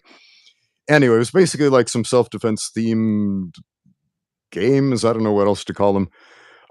There was a little bit of combat related stuff, but a lot of like glorified hide and seek and whatnot. But early on, like the second day we were there, we're doing one of these competitions where we're kind of doing some friendly sparring, but it's on a moving bus and it's throwing us around. And we're sparring with each other. It's mostly What? controlled and friendly, but it's on a moving bus, and the bus it's very very random, very very random. And so we don't know when the bus is going to turn and throw us against the wall or who's going to get tossed into a seat, and we're starting in random positions. So after we do this thing, the director of this event, this dude Jeff Phillips, he sends in a bunch of goons to randomly assault us while we are otherwise occupied doing something else. We're distracted. These guys run in and just start throwing full contact punches at our heads, and Sensei Seth probably took the worst of it. And we're all like, what the heck is going on? This is not what we were expecting. And then later on, Jeff Phillips explains, "Well, I need to keep you on your toes because this is how self-defense is." And you so like the rest of the time we're there, everybody's looking around like, okay, when are the goons going to jump out and assault us again? And so there's this heightened tension the entire time. We're expecting to be attacked at any moment. It doesn't happen again like that, but we're expecting it. And the whole time I'm thinking, I don't think this is a good way to emulate training for, say, a street altercation because there's no buildup like that. No. Unless you're a paranoid person who's just living constantly in fear for some reason. It was weird, man. It was weird. So I'll give that anyway, a watch. you can watch that. And I got injured pretty badly. From one of the events, there was a dude climbing on a ceiling above my head, and he slips, falls off of the ceiling, falls on my head, and hyperextends my knee. I got a PCL tear, so it's still bugging me to this day. Yeah, yeah. So I'm not happy about that. Um, but self-defense, you got to drop people from the ceiling onto other people's heads to train in legitimate self-defense for the streets or something. I don't understand the logic. I don't understand the logic. But let's take a look at some of these other questions here. Okay, this is interesting. I'd like your take on this. Poliag says, "How do you guys feel about the MMA audience in general? The way they behave during the fights, interact with you on social media, and treat the athletes, etc." Okay. What do you think, Chris? It is what it is, isn't it? Like, they'll either love you, or they're gonna hate you. It's the public's view on you as a person, really. So I've got Did nothing to hide. What you see is me at the end of the day. So I'll just go with it. did And you ever have a fight? thankfully, I get some good reception. Thankfully, but Yeah. not gonna lie though, if you lose a fight, it's fucking horrible. Like, a lot of people are positive about you when you're winning. Like, Mhm. they all say, "Oh, I knew you could do it," and they say, "Oh, you're gonna go to the UFC," and like, "Oh, you know what I'm saying?" That's a lot of positive stuff. But then as soon as you lose, Yeah, and just once too. Just once. just like I had my first pro loss, not my last fight, the fight before. I had my very first pro loss, and I've lost as an amateur. Like, I had 4 losses as an amateur. I don't really look at them in a big deal though, because they're amateur fights. They're for learning. The pro loss though, like that meant a lot because you know every fight I do at pro is a step closer to my dreams. So that hurt. But then I go online and fuck me, Oh, people are saying some horrible stuff about me yeah. online, and it's one of the things though. You kind of sign that contract. You're how do I put it? I'm a piece of property. Like, Mm. I'm entertainment at the end of the day now. So like my persona and everything, my fighting skills, everything, it's put out to be criticised. So at the end of the day, I'm cool with it because it's what I signed up for. But Yeah. I just think the fans need to understand that I'm a human being, and we're all of us fighters. We're human beings going in there. We all have hopes and dreams, and we're all trying our absolute hardest. And it's just one of them. It's not very nice if you start kicking us while we're down, because all we're trying to do is provide for ourselves and provide for our families at the end of the day. So yeah, I just want to put that out there, really. But no, I'm cool with it. At the end of the day, it's what I signed up for. For sure, man. I still have people on the internet trying to give me a hard time about losses that happened 20 years ago. Who And cares? I know, right? I know. Who But cares? 20 years ago, you lost a fight. You should feel I've deeply lost ashamed fights. about Who the that. fuck cares? Fucking hell. Dude, that was a lifetime ago. But at the same time, if somebody says that to you like right after a fight, I remember getting a lot of bad, angry, negative comments after the fight. It felt like kicking a man when he's down. It's like, okay, look, you can't say anything to me that I haven't said 6 inches from a mirror, man. Like, I've already beaten myself up over this. I already feel bad about the loss. You can't make me feel worse. It's like Like, two of my my teammates that fight in the UFC, Paddy Pimblett and Meatball Molly. They've been getting a lot of hate online and it's Hmm. horrible. Like, it's unnecessary. Because all they're doing is they're fighting hard, they're training hard, they're trying to inspire people. Molly's never done anything wrong to anybody, never said anything bad. And she lost her last UFC fight, and I was just going through comment sections, like thinking, Hmm. why the fuck are people saying this about this woman? She's incredible. Like, she's an incredible inspiration to me and many others. And yeah, it's just horrible. Like, and a lot of the time, it's people that have never fought a day in their life that are saying all these things. Like, I know Almost fighters. always. It's Almost always. always all the people that were taking piss out of me when I lost can't fight for fucking shit. And same with Paddy. Like, Paddy's been getting a lot of abuse after that Jared Gordon fight, which is unnecessary.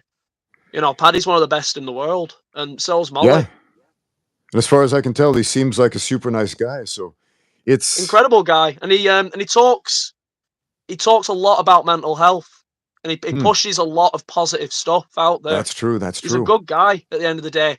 He's just he just says the wrong things at the wrong time sometimes, but everyone does at the end of the day. Like, I've said some dumb shit. Do you know what I mean? But we just live in a culture where you'll say so many good things, but you say one bad thing, you have one slip up, the whole world will turn against you. Like, Yeah. no one's perfect, man. Like, to all them fans that are going after them two, like, please just take a look in the mirror and just think, like, what am I getting out of this? What am I getting out of hating these two? They're just trying to do their best in life. For sure, man. Right now, there are so many YouTubers out there who make a living off of getting a couple of clips of somebody saying something kind of silly and then just playing that on repeat. Like, look how silly they are. Look how dumb they are. Look how wrong they are. Man, it's upside down world. I got a question for you. At a live event, did you ever get one of those guys in the front row booing you, saying, "Boo! If I was in there, I'd just punch him in the face. Stop hugging him. What are you doing?" You know, just shout, being an armchair expert like that. Do you I've ever hear those guys? I swear they've probably been there, but no, when I'm in there, I'm completely zoned in. All I can hear when I'm in the cage is my coach Good. and only two people outside of my coach, my girlfriend and my dad. That's it. Those are the only voices I'll hear, weirdly enough. I'll only hear Yeah. familiar voices. That So some that's guy could be saying some crazy shit, like kick him in the dick or whatever. I will not hear it. that Like, that's I, that is a I skill won't. set I had to develop, and it took me a while, man. Like my early fights, I hear the guys saying, "Boo, you suck. If I was in there, I'd do it better." And it felt demoralizing, like, oh, and then I've I been booed. I've been booed. I've gone out to fights. Not in Cage Warriors. I've had good reception on Cage Warriors, thank God. yeah, But when I was an amateur, there was some fights that I did where I was fighting guys in their hometowns, and they'd sold a lot of tickets, and I only brought two mates with me, so all their friends are there, yeah. and I got booed bad. Like, they were shouting like serious abuse at me, and the weird thing is, them fights were my best performances. Like, I always did really well in them fights. Like, I always got a nice finish, or I had a good fight of the night performance. And you know what's crazy? You'll do that, and they'll still boo you. It doesn't make a difference. Yeah, yeah, they made up their minds. They make up their mind. People tell themselves a story like, "This is the good guy, this is the bad guy, this is the protagonist, this is the antagonist, this guy's the heel, that guy's the face," and they'll stick to that story forever. And that's why pro wrestling works, for example, because it lays out the Exactly. story for you. And It that's why I don't take it personally. I don't take it personally because in their head, I'm this guy, this character. Like, yeah, they don't know who I am, so I shouldn't really be offended in their thoughts about me. If they actually stopped and had a conversation with me, they probably changed their mind. yeah. Man, that's great you can channel it out though, because it took me a while before I was able to do that. I had a coach who pulled me aside and he said, "Look, that crowd, they don't exist. The ring girls, they don't exist. Like, nobody else exists except that other guy you're fighting and my voice." And I was kind of shocked because, and this is a technique I use to this day when I corner fighters. He said, "I'm going to speak to you in a loud but calm voice. I'm going to be the only calm voice in the room. That's how you'll hear me." And it worked. I've listened for the calm voice, not the static, not the booze, not the, you know, and it I mean, worked. they're all drunk, so Yeah, yeah, just listen to the one sober person in the room. exactly. Listen to the voice of reason. But it was shocking for me making that transition from just a bunch of crazy static to being able to focus on what mattered. So hyper focus, man, it's a gift. Let's see. We have a question from the Hypnotic Skull who says, Chris, I have a question. As another autistic fighter, what advice do you have for a teenage guy with autism who wants to go pro? Okay. Okay, well, assuming that you've not trained, okay, because you're asking this question, you're probably not trained. You might have trained. If you have, that's good. If you haven't trained, find, like I said earlier in the podcast, find a good coach at a good gym, and you need a good team environment. You need positivity. You can't go to a gym where they're sparring like idiots, like, and just hurting each other all the time. And you can't go to a gym where they're not teaching a lot of technique.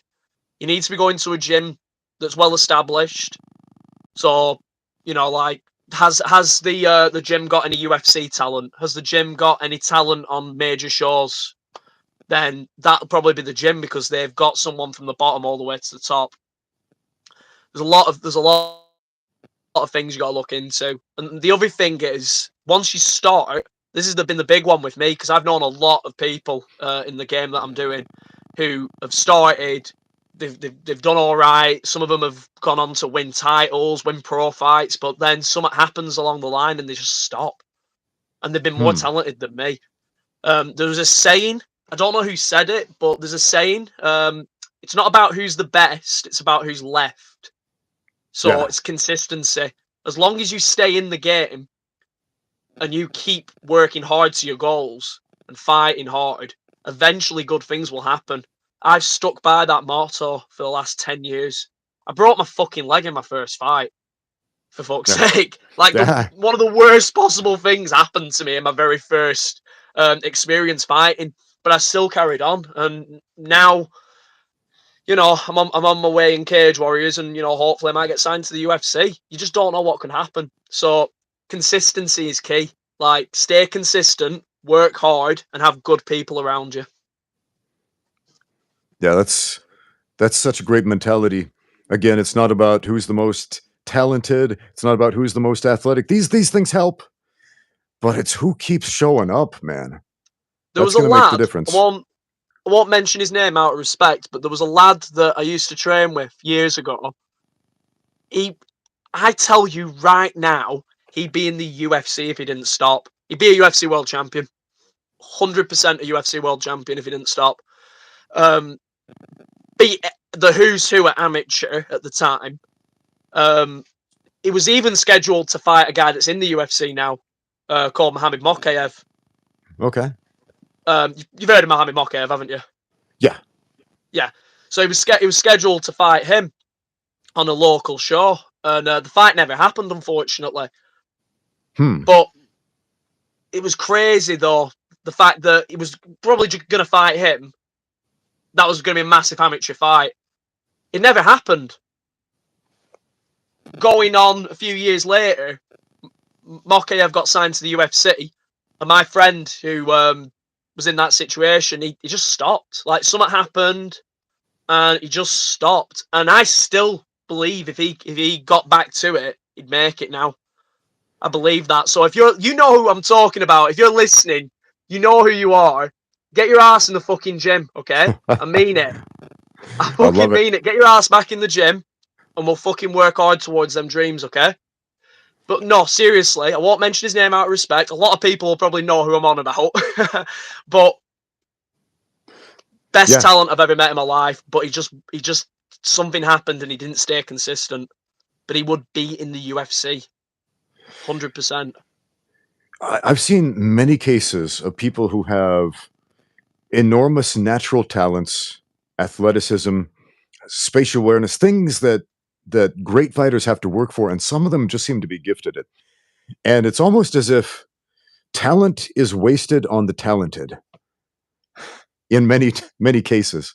It's like you don't really appreciate it unless you earn it, unless you Yeah, claw your way up, and then you're like, I had to do all of this to gain this skill, this ability, this mentality, yeah. etc.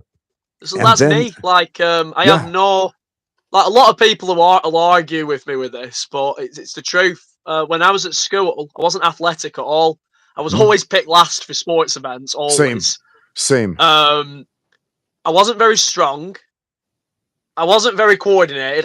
I'm still not very coordinated. You can ask my S&C coach that. um, I've I've not got any genetic gifts or anything like that. I've just been working hard since I started. So Yeah, everything that I've got, I've earned. Every little thing. I've not got God-given knockout power either. Well, I don't know. I mean, I might. Who knows? I haven't tested that out yet. But yeah, basically, it's just one of them things. All the guys that I see that are successful are the hard workers. It's always the guys that just stick at it, not regardless of what happens. But talent, wow. Some of the talent I've seen, like in my hometown, like Blackburn, where I live, it's weird. Like, there's something in the water because it just produces like real fighters. Like, there's so yeah. many talented people coming out of this town. But at the end of Here's the a question day, for you it's about, staying consistent.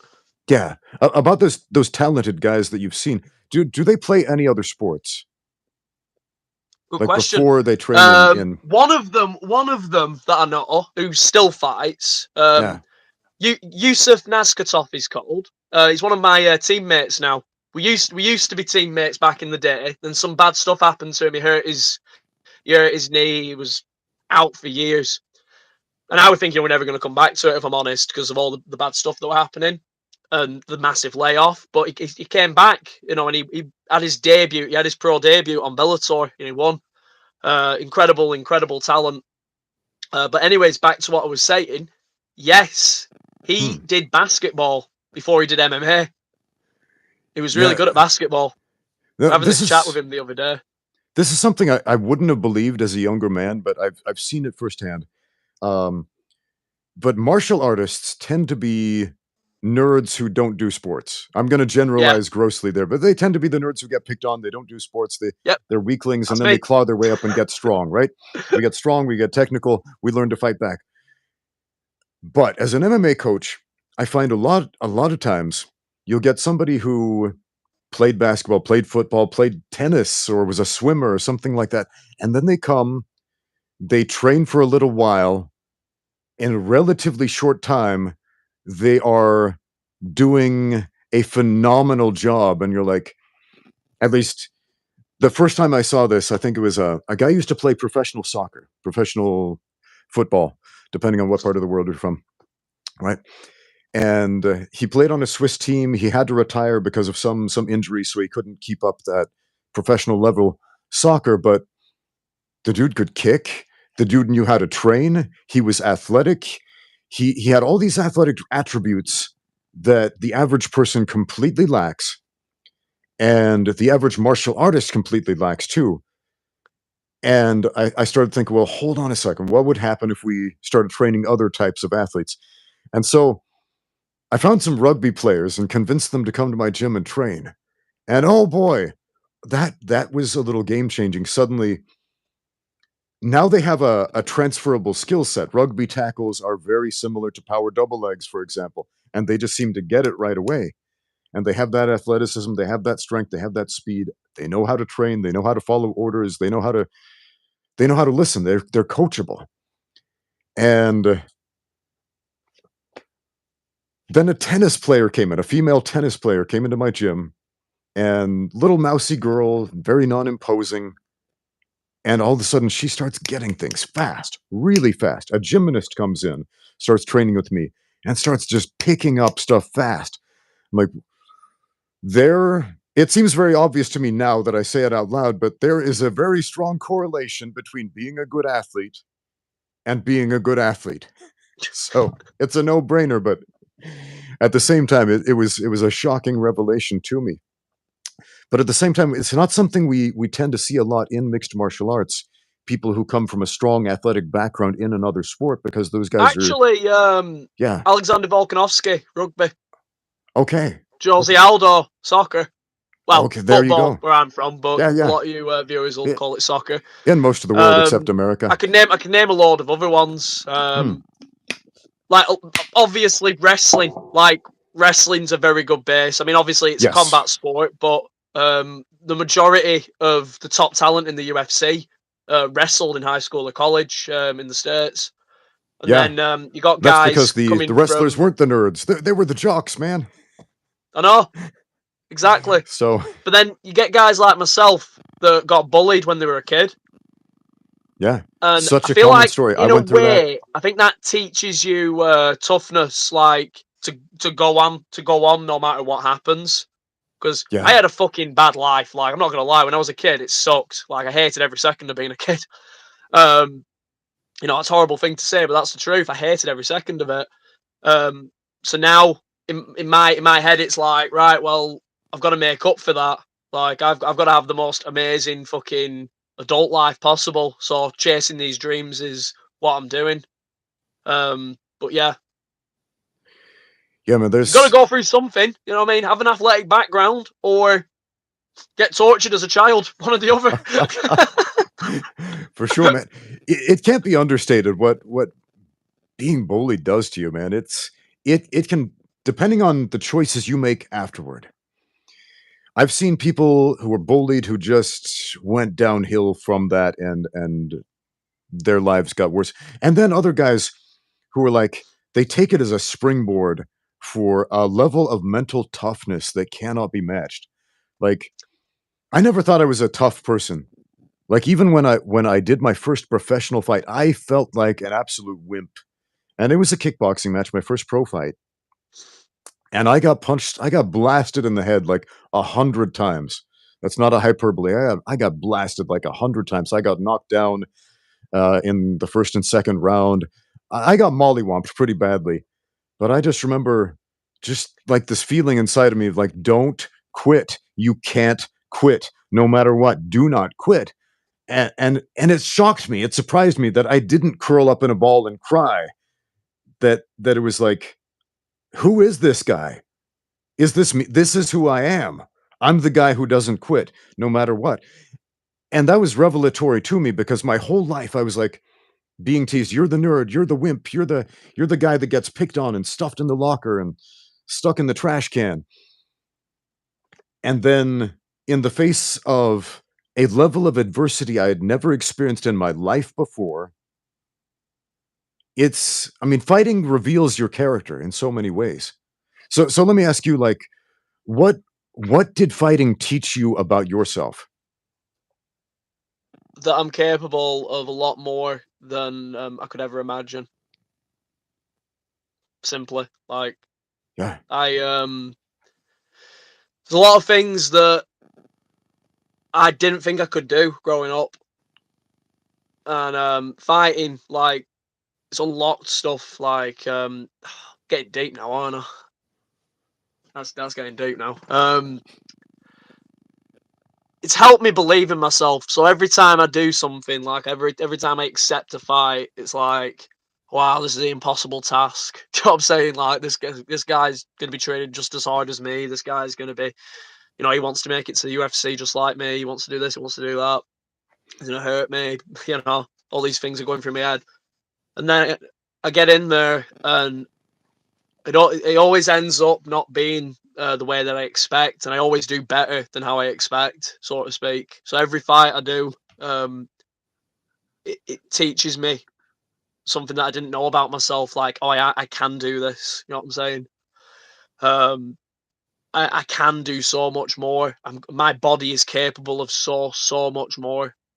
Um, and there's a lot more to it than that. Like I learn a lot about the people around me too. Every time I fight, like I was saying earlier, you win.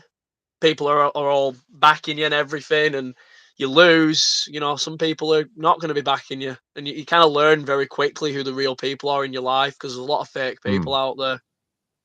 There's a lot of people that want to see you fail as well, and yeah, I just there's so much I've learned doing this sport. for sure, and that can be very painful at first. I, but at the end of the day, it's a gift. It's a gift, man, to know who your real friends are. It's a lot of people ask me like, "What's Chinese culture like?" You lived in China for a long time, and it was actually Jeff Chan. I was having this conversation with Jeff Chan when I met him for the first time over in Australia, and he just asked me some questions about China, and he said, "What's Chinese culture like?" And the first thing I said, I didn't think too deeply about it, but I said, "I know who my real friends are." Like, um, I don't know how to put it, but there are a lot of cultures where people are polite to you, they're nice to you, but they're they're hissing through their teeth at you. They don't really like you. They put on a facade, and over here, it's kinda like people call a spade a spade. If they don't like you, you know it. You Yeah. know who your friends are. So, that's been an interesting experience to me. But, yeah, I understand what you're saying exactly. Fighting is very revelatory about your social circle. It's the truth. It's the Yeah, ultimate truth. Getting in a cage and fighting someone. It's the ultimate truth. yeah, it's one thing that's just so incredibly cool for it about it. Let's take a few more questions from the viewers. Let's see here. I think I missed a few. Hmm.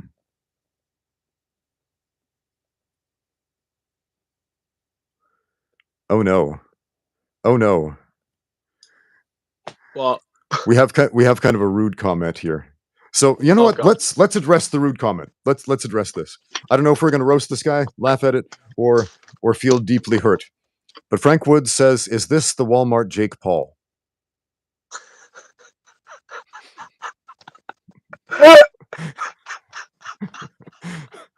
You know, my my first instinct when I read this was like, "No, it's not. This is Chris Price, man. This dude is has so many more This is fights the than Jake Paul. You Walmart don't Jake understand." I Paul. want Wow. part of me wants to I've yell at had this guy, some but names over the years. Fucking hell. part of me wants to yell at That's this a guy, new but one. but at the same time, seeing you laugh this off makes me happy. It makes me happy. It's pretty funny that. I've been called Owen Wilson in the past. Some people have said I Yeah. kind of look like Owen Wilson. Okay. I've had that. People like Owen Wilson. I've had some people. I was on a night out because my hair was a bit longer a bit ago. I went on a night out and some girl said that I look like Paddy Pimblett. Yeah. Oh Yeah, wow.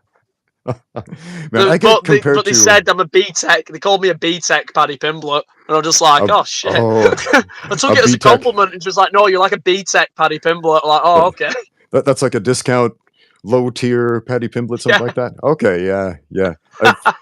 I get compared to like every bald celebrity. Like when man lately people have been calling me like, oh look, it's discount Andrew Tate. I'm like, Like really? Paddy Pimblett off Because Wish. I'm That's what she bald? said. Sorry, not B Tech. Sorry, she said Paddy Okay, Pimblett off Wish. Patty That's what she Pimblett said. off a Wish.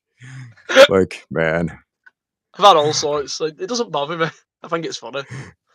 yeah, man.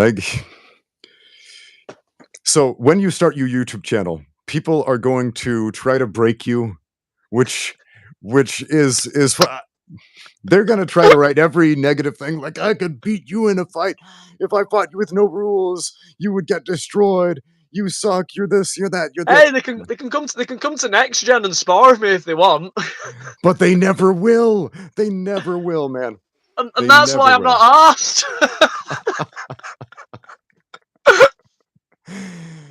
Oh, but I've known YouTubers who just got so upset by this, like, oh, I just wish I could just fight these guys for real. I wish they would show up. And it's like seeing you laugh this off just makes me happy because man, I've dealt with so many thousands of these negative YouTube comments over the years. There was some trolls after my last loss. They just made me laugh. Like I just sent them messages, like joking back with them, and they were trying to proper get to me. Like they were almost getting pissed off that I weren't getting offended. Oh yeah. Oh yeah. Man, that's one of the best things you can do is is just, take it in stride and let them know it. Let them know it doesn't get to you. All right. Any other questions from the viewers besides discount Walmart, Jake Paul? Walmart, come on, Walmart. Man. I went to a Walmart for the first time in like 7 years over the summer. I don't go to the US very often. I've been back to the US like 4 times in the last 15 years, and it was weird going to a Walmart. I was like, "This feels foreign." I know I grew up in the United States, and I've been to Walmart a bunch of times before, but it felt foreign. Man, it was weird. Have you traveled to any other countries besides the UK? I have, yeah, but not as much as an adult. I've been to Bahrain. I did Oh, the amateur world championships in Bahrain. That was a good experience. wow. What was that What like? else have I done? I've been to New York when I was a kid. Okay. Uh, Not really. I've not really travelled that much, to be honest. But I want to. That's one of the reasons why I fight. Is I want to travel the world. That's one of my goals. Oh, I'd yeah, love and to come to China and fighting you have a should. training session with you. That'd be sick. You should, man. Man, you could get some fights here in China if you wanted to. Man. Um man, traveling the world and fighting like back from 2009 to 2011 when I first moved here to China and I was fighting here. I seriously thought about retiring at that point. But then I started getting all these offers and they were actually paying pretty well. Like in the US, they didn't pay well. It was a few $100 to show and maybe an extra $100 for a win bonus. And I come here to China and they're paying pretty decent money for fights. I'm like, what? I can make a What living wage really? off of fighting? Yeah. Yeah. What like lower level fights? Really? Yeah. Yeah. And Wow. this was shocking to I me. need to go And to China. yeah, you might. There are some pretty decent fight promotions over here that pay pretty well. Um, not all of them do, but some of them pay pretty well. Um, but I remember my life for about 2 years was like a real life game of Street Fighter where you're stepping on an airplane, flying across. You ever play that video game Street Fighter 2? You fly it to a different part of the world or a different country. You fight a different martial artist representing a different style or something. And then you Oh get on an god. airplane, fly off somewhere else, fight another dude, and then just repeat that a Oh bunch of god. times. And That sounds like the life. That. it was awesome and it sucked at the same time because it was just, man, I remember there was a 2-week period. I had 3 fights in 2 weeks. So, it's ridiculous thinking about it now because in the very first fight, I dislocated my shoulder. The dude caught me with a Kimura and ripped, man, he ripped. It was my left arm, man, and I had another fight 3 days later, and I was like, "I can't even jab, I can't even pummel with this arm. Oh, well, fighters fight." It's like, we just can't say no. We just can't say no when we're offered to fight. It's both the blessing and the curse of the fighter, I think. And if I could go back in time and give my younger self some advice, I would say choose more carefully. Right? You don't have to nitpick about things, but choose more carefully. Um, what advice would you give to your younger self if you could? um, Set up the law kick. Hmm. Oh yeah. Set up the low kick. Oh man. But yeah. But here's a question for you. Without that first fight, without that catastrophic injury, would you be the same person today? I've had that question quite a lot. I don't think I would. Because the reasons why I got into the sport in the first place, like the reason I had that fight, was to get the bullies off my back. And I firmly believe if I won that fight that night, that I wouldn't have had to do another fight. And the thought Hmm. of that would have stopped me doing it. Because yeah, I don't think I would have done it again. But the fact I broke my leg, in my head, it was I can't leave it at that. Yeah. Do you know what I mean? I can't leave it at that. And then Yeah. I done a fight after that, and I was like, well, I can't leave it at that. And then, like I said earlier, it's addictive. It just, all right, my next one's my last one. Do it. No, my next one's my last one. Then I turn pro, and it's like, right, I'll just do 2 or 3 pro fights, and then all of a sudden I'm signed to Cage Warriors, and it's like, right, well, I guess I'm stuck doing this shit for the rest of my Yeah. life. Now, even though 50% of fighters win their first fight, I kind of wish everybody could have the experience of losing their first fight. I It changes you, I'll tell you that. it because it changes you. It It reveals changed so me. much. It Yes. fucking changed me massively.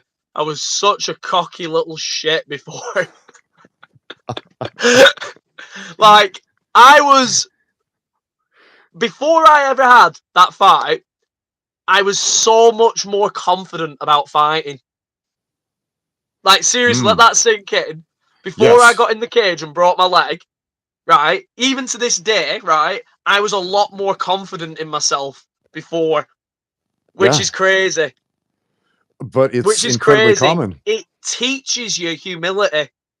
Like, I know that I'm just a human being. I know that I haven't got mystical fucking powers. And I know that I've got to work hard for what I want.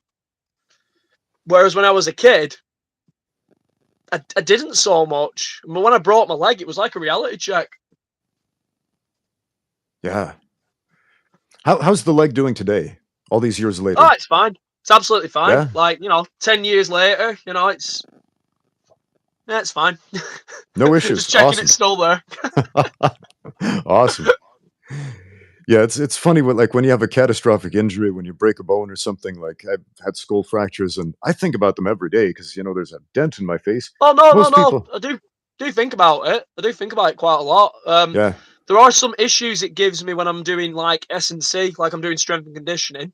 okay, Like certain lifts that I do, I have a little bit more trouble with it because of the way my foot's been positioned. And mm, there are some techniques that I do that I might struggle with a bit more. But I'm not going to let any of that shit stop me. I'm going to keep going. Fuck it. yeah. No excuses. Man, there are so many great fighters who essentially develop their style around injuries or disabilities. Like, take Dominic Cruz for example. When he won his UFC title, he had pretty much shredded every ligament in his knees. He had plantar myofasciitis in both feet to the point Yeah. where he couldn't walk Ugh. for like 12 hours a day. And a lot of people, without knowing what he was going through, would say, man, his footwork is really weird. Why is his footwork so weird? And the answer was he developed his footwork around his limitations. So, man, we see that a lot. Like, even take Bruce Lee, for example. You know, famous martial arts actor, and we can debate all day about whether or not how good he was at actually fighting, but let's not for now. Instead, if you look at his famous stance, where he would shift his weight back onto his left leg and have his lead leg in the Yeah. front. Do you know why he did that specifically? Go on. He had an imbalance in his legs. One of his legs, his right leg, was slightly longer than his left. Now this Whoa! Yes, this is That's fairly mad. I didn't know that. yeah. It's more common than you might think. Like, my friend Josh, he had back in the States, he had like a 3-inch difference in leg length. And most people It's a have a big small difference, that. difference in leg length, but Bruce Lee, he had a substantial difference in his leg length, and so he would lean back like that onto his left leg. That's part of the reason he fought in a southpaw stance, even though he was a right-handed person. Anyway, part of the reason he trained that way. So it's kind of mind-boggling. People develop their styles around their limitations, and it often works out beautifully. Yeah, obviously. The trouble comes when people try to mimic a style that somebody else developed around their limitations, and they have a different set of limitations. Christ. So let's see here. Okay. Well, Chris, tell us what is what's next on the table? Do you have a fight coming up? I've got no fights coming up yet. Okay. The plan is I'll probably be fighting early next year. The goal's to have 3 fights next year. So maybe 4. It depends. Like 3 or 4 fights next year. I haven't been active as a pro for the last few years. Different things have happened. I've had injuries, struggle getting fights. Different things have happened. People have backed out of fights, and another thing was I used to cut a lot of weight. I used to fight at 66 kilos. I've now moved up to lightweight, so I've moved up to 70 kilos. Okay. So I was fighting at featherweight. Now I've moved up to lightweight. So I was struggling to get down to featherweight, so I couldn't do regular fights. But now I've moved up to lightweight. I'll be able to do more fights. What's your walking around weight now? If you don't mind me asking, I don't know if it's a well kept secret or anything. It's not a well kept secret. Okay. How do you want me to say it in pounds or kilos? Either one. We use kilos over here in China. I'm around about, I'd say, kilos. You want kilos? About Sure. 86, 85. Oh wow. Kilos. That's a hefty drop down to lightweight then. Wow. Yeah, I was doing that to get to featherweight too. Wow. Yeah, I know. It was horrible. Wow. I've done like that it's not going to be that bad going to lightweight. I've done some fucking mad cuts, mate. Man, I've done that weight cut, man. Wow. I mean, at the moment, I'm kind of fat. Like I've got, yeah, got a little bit of chub here and there. Yeah. That's okay. 1 second, mate. That's okay. You know how to train. That's all right. I'll check the comments for some questions while you are making an adjustment there. Yeah. Sorry, my girlfriend's messaging me something. Just give me a sec. Okay. Yeah, no worries. Yeah, I'm back. All right, we have a lot of comments, not a lot of questions. Okay, here's. Oh, okay. Oh, someone's asking 44 pounds of water. No. I don't cut 44 pounds of fucking water. Fucking hell. I'm not insane. I'd die. That would kill you, man. Is I diet down to about 75 kilos, 76, and then I do the dehydration process at that point, and I do it for a process called water loading. I'll basically, early on in the week, drink loads of water. I'll reduce my sodium intake, my carb intake, my fiber intake. If anyone who's fought before, they know how it goes. But yeah, I'll basically lose loads of fat, and then I'll cut loads of water. When I was doing the cut to 66, on the other hand, that was bad. Like I got down to about 75, and I had to do it from there. That was nasty. Wow. So, how much water weight were you cutting at that point? Well, it depends on the week. So on the week of the fight, so let's say I'm weighing in on the Friday. I start the water load on Sunday. When I was doing featherweight, I was 75. And sometimes I was 76, so that's 9 or 10 kilos I was doing. Oh wow! And I was fucking nothing on me. I was shredded at 75. Yeah, I saw some of those fights at that weight class, and I'm 6 foot. I was a 6 foot featherweight. Yeah, man. I don't know how I did it. It's probably done some serious harm to my body though. That.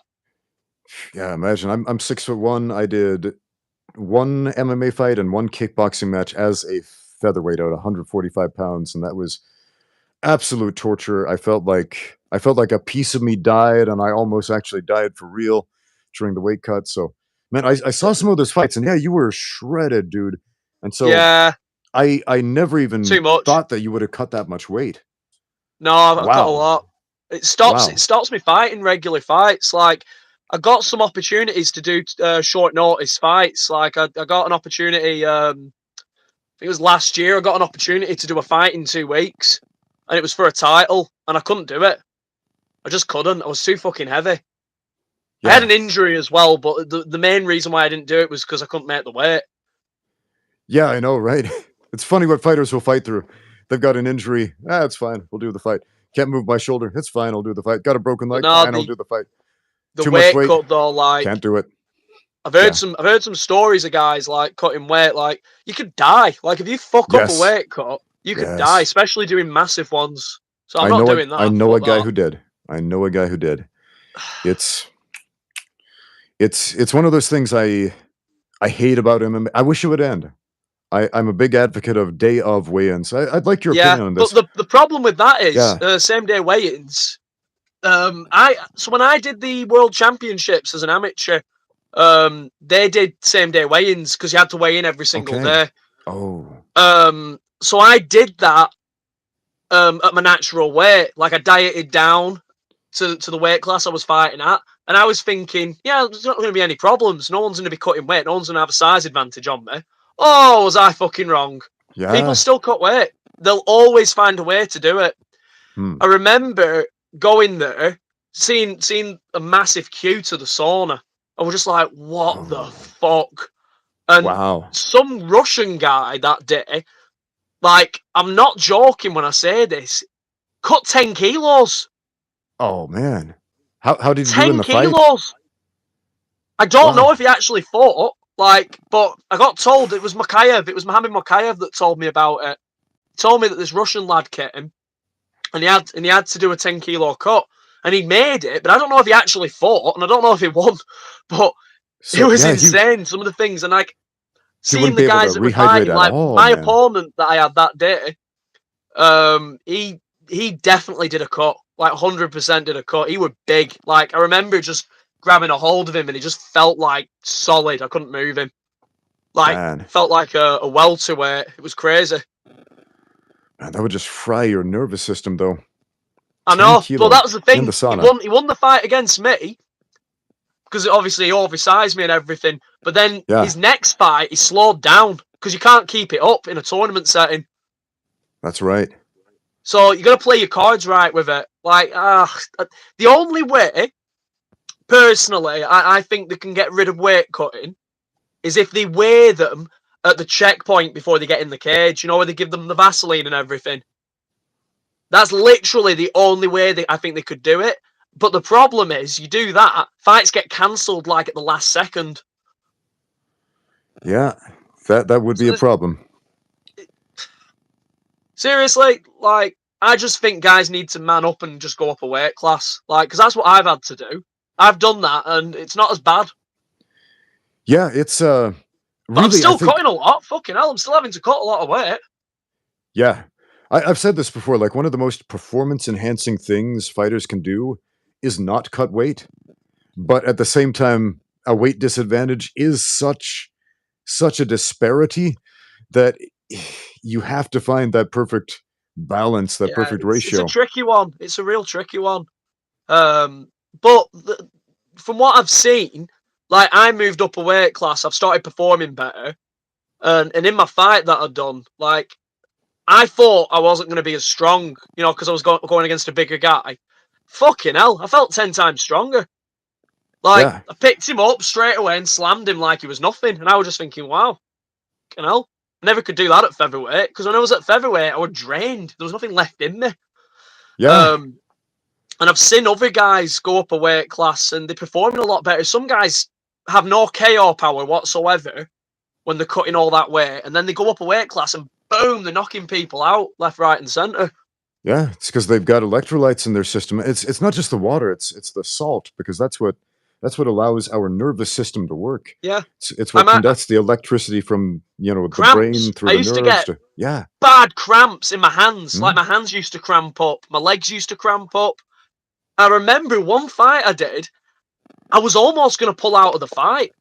Like, I remember going to the shop to get some rehydration stuff because obviously I just weighed in, and I was almost at my weight, like just going to the shop getting my stuff, and the shop was only a 2 minute walk away from my house. Mhm. I couldn't do the walk, Yeah.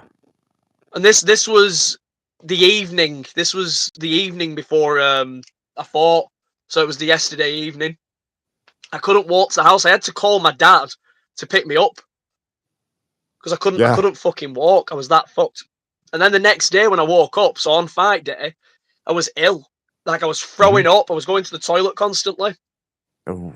And I was just worried that I was going to get knocked out. Or I was worried that, it would probably be a better idea just to pull out of it. But I ended up doing the fight and I won in 37 seconds.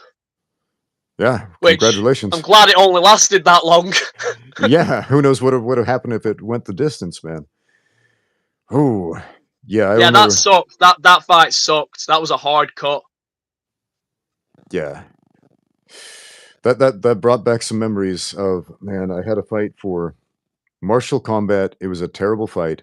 I cut, and I this was short notice too. I was informed it was a catch weight match at 165 pounds. I was walking around like 175, 180, something like that.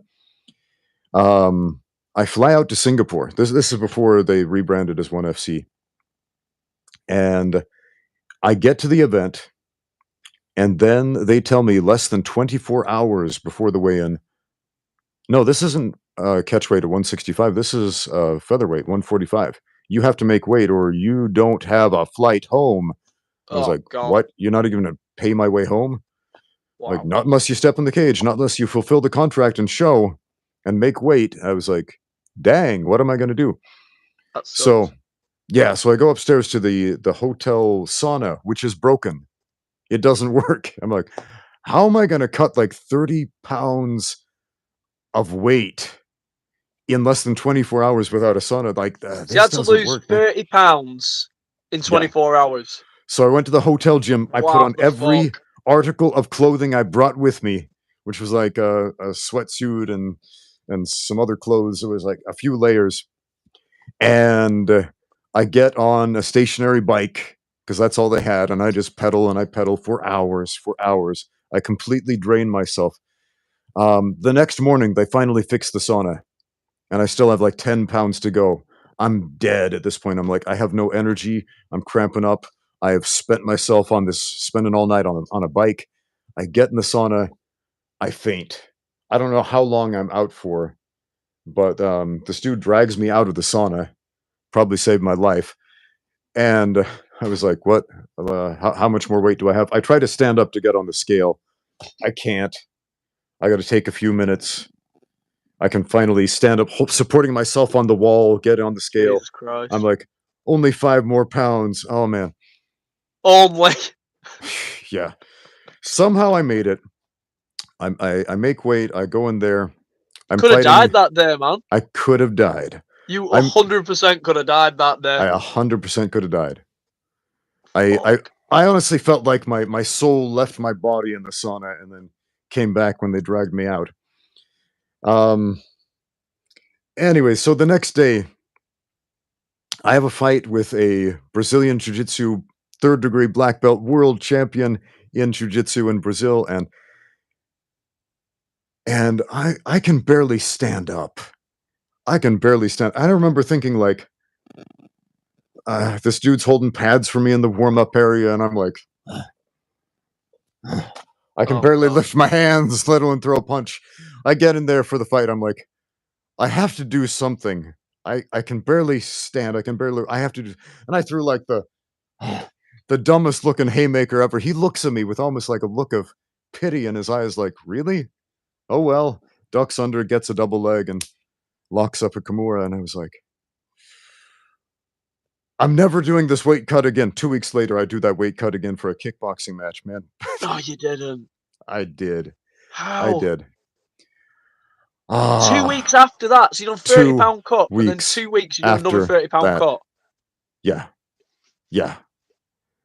Um, it was stupid.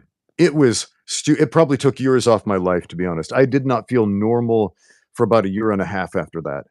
I did not feel normal for like a year and a half after that. It was insane. So anyway, that's a precautionary tale against weight cutting, Any you know. anybody who's watching this and you fight, do not fucking do what Ramsey just said. Yes, it will kill you. Don't ever do that. Like the most you want to cut on fight week, Yeah. I'd say 12 pounds or less, even less. Yeah, and the less sauna time, the better, right? If you're losing weight by, like Chris was saying, dieting, if you have a few months beforehand, you diet, get the fat down, that's ideal. And then Don't the do it water last weight, minute. yeah, the water weight is the last thing and the bare minimum thing you want to cut. The worst thing that can happen is you could just get knocked out with one punch, like one Hmm. very shit punch.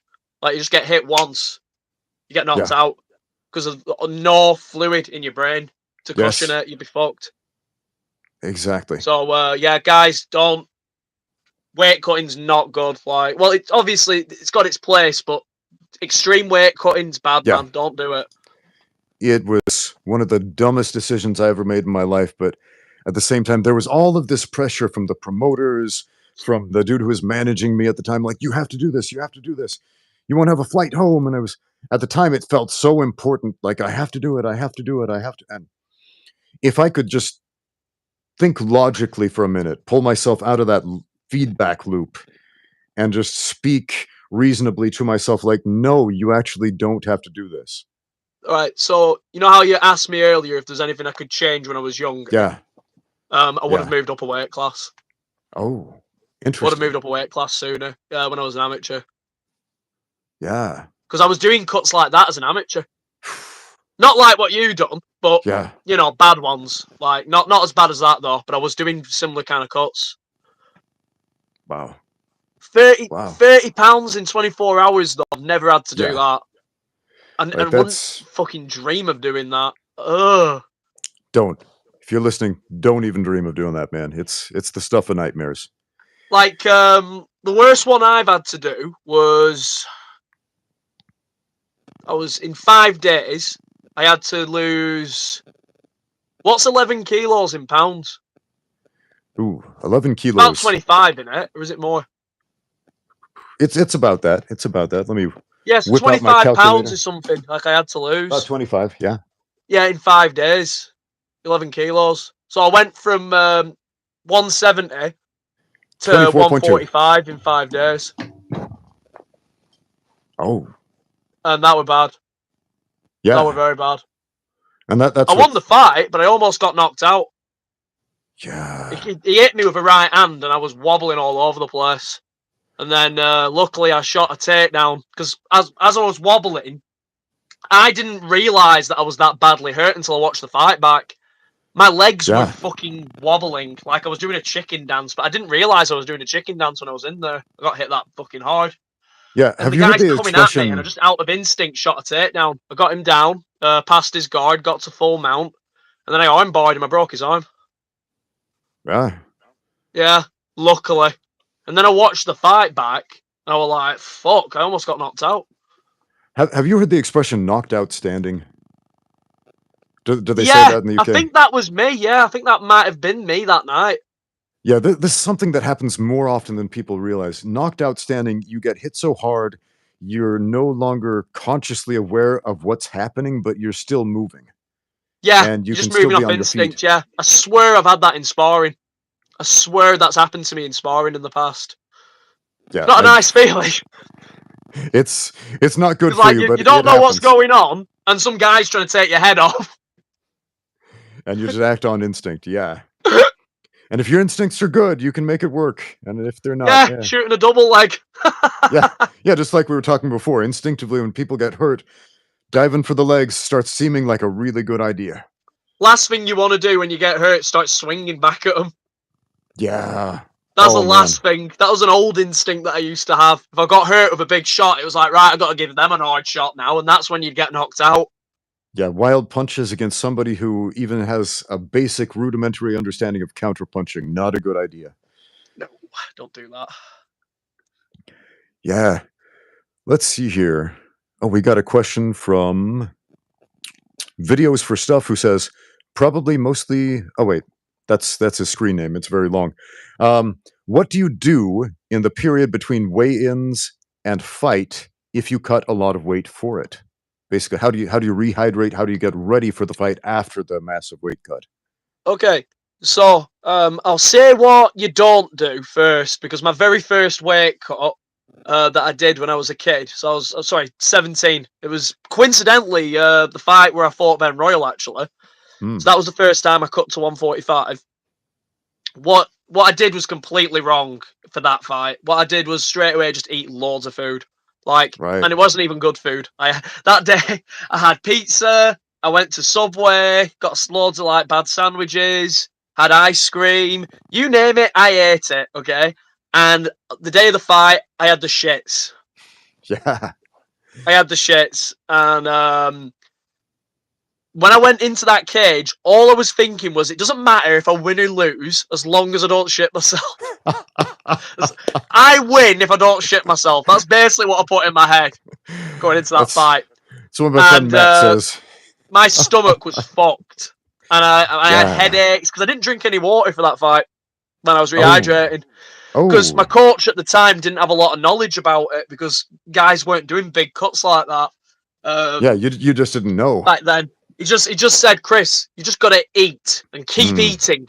Don't stop eating. Like, drink a little bit of water, but just keep eating. Yeah. Oh, Okay. man. So that's what you don't do. Now here's what I do now as a professional. Drink.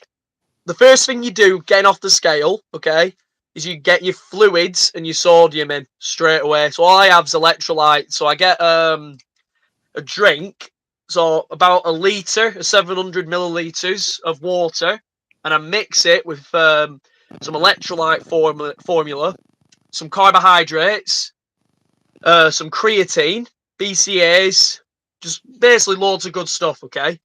Yeah, all the stuff you Mix lose that in your all sweat. together, and yeah, it basically just replaces everything that I've sweated out. I have about 6 of them in the day, okay? Maybe more, depends. But I have them timed into.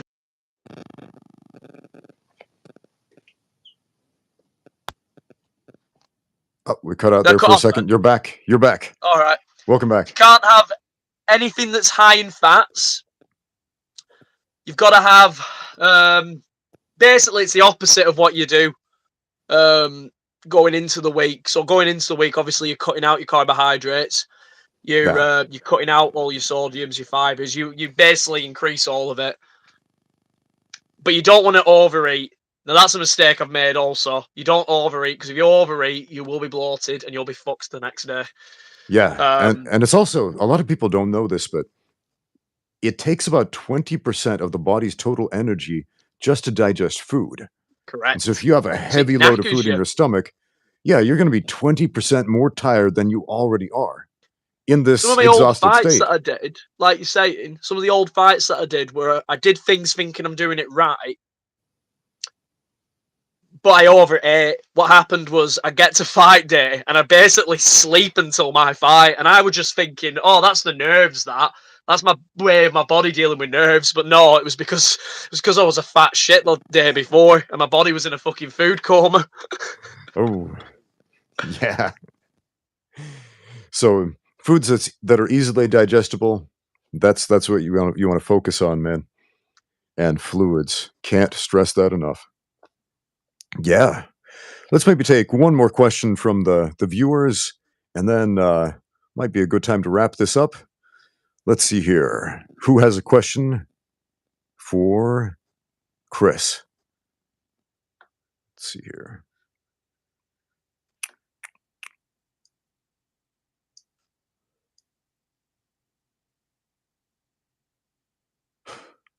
Not a question, but somebody says fighting sports introduce eating disorders to young, healthy men. They do. That's true. Yeah. It's true. I'm fucked now. Ever since my last fight, I've not stopped eating. Yeah. Can you blame me? I haven't stopped eating. I can't help it. Yeah. I'll walk past the takeaway.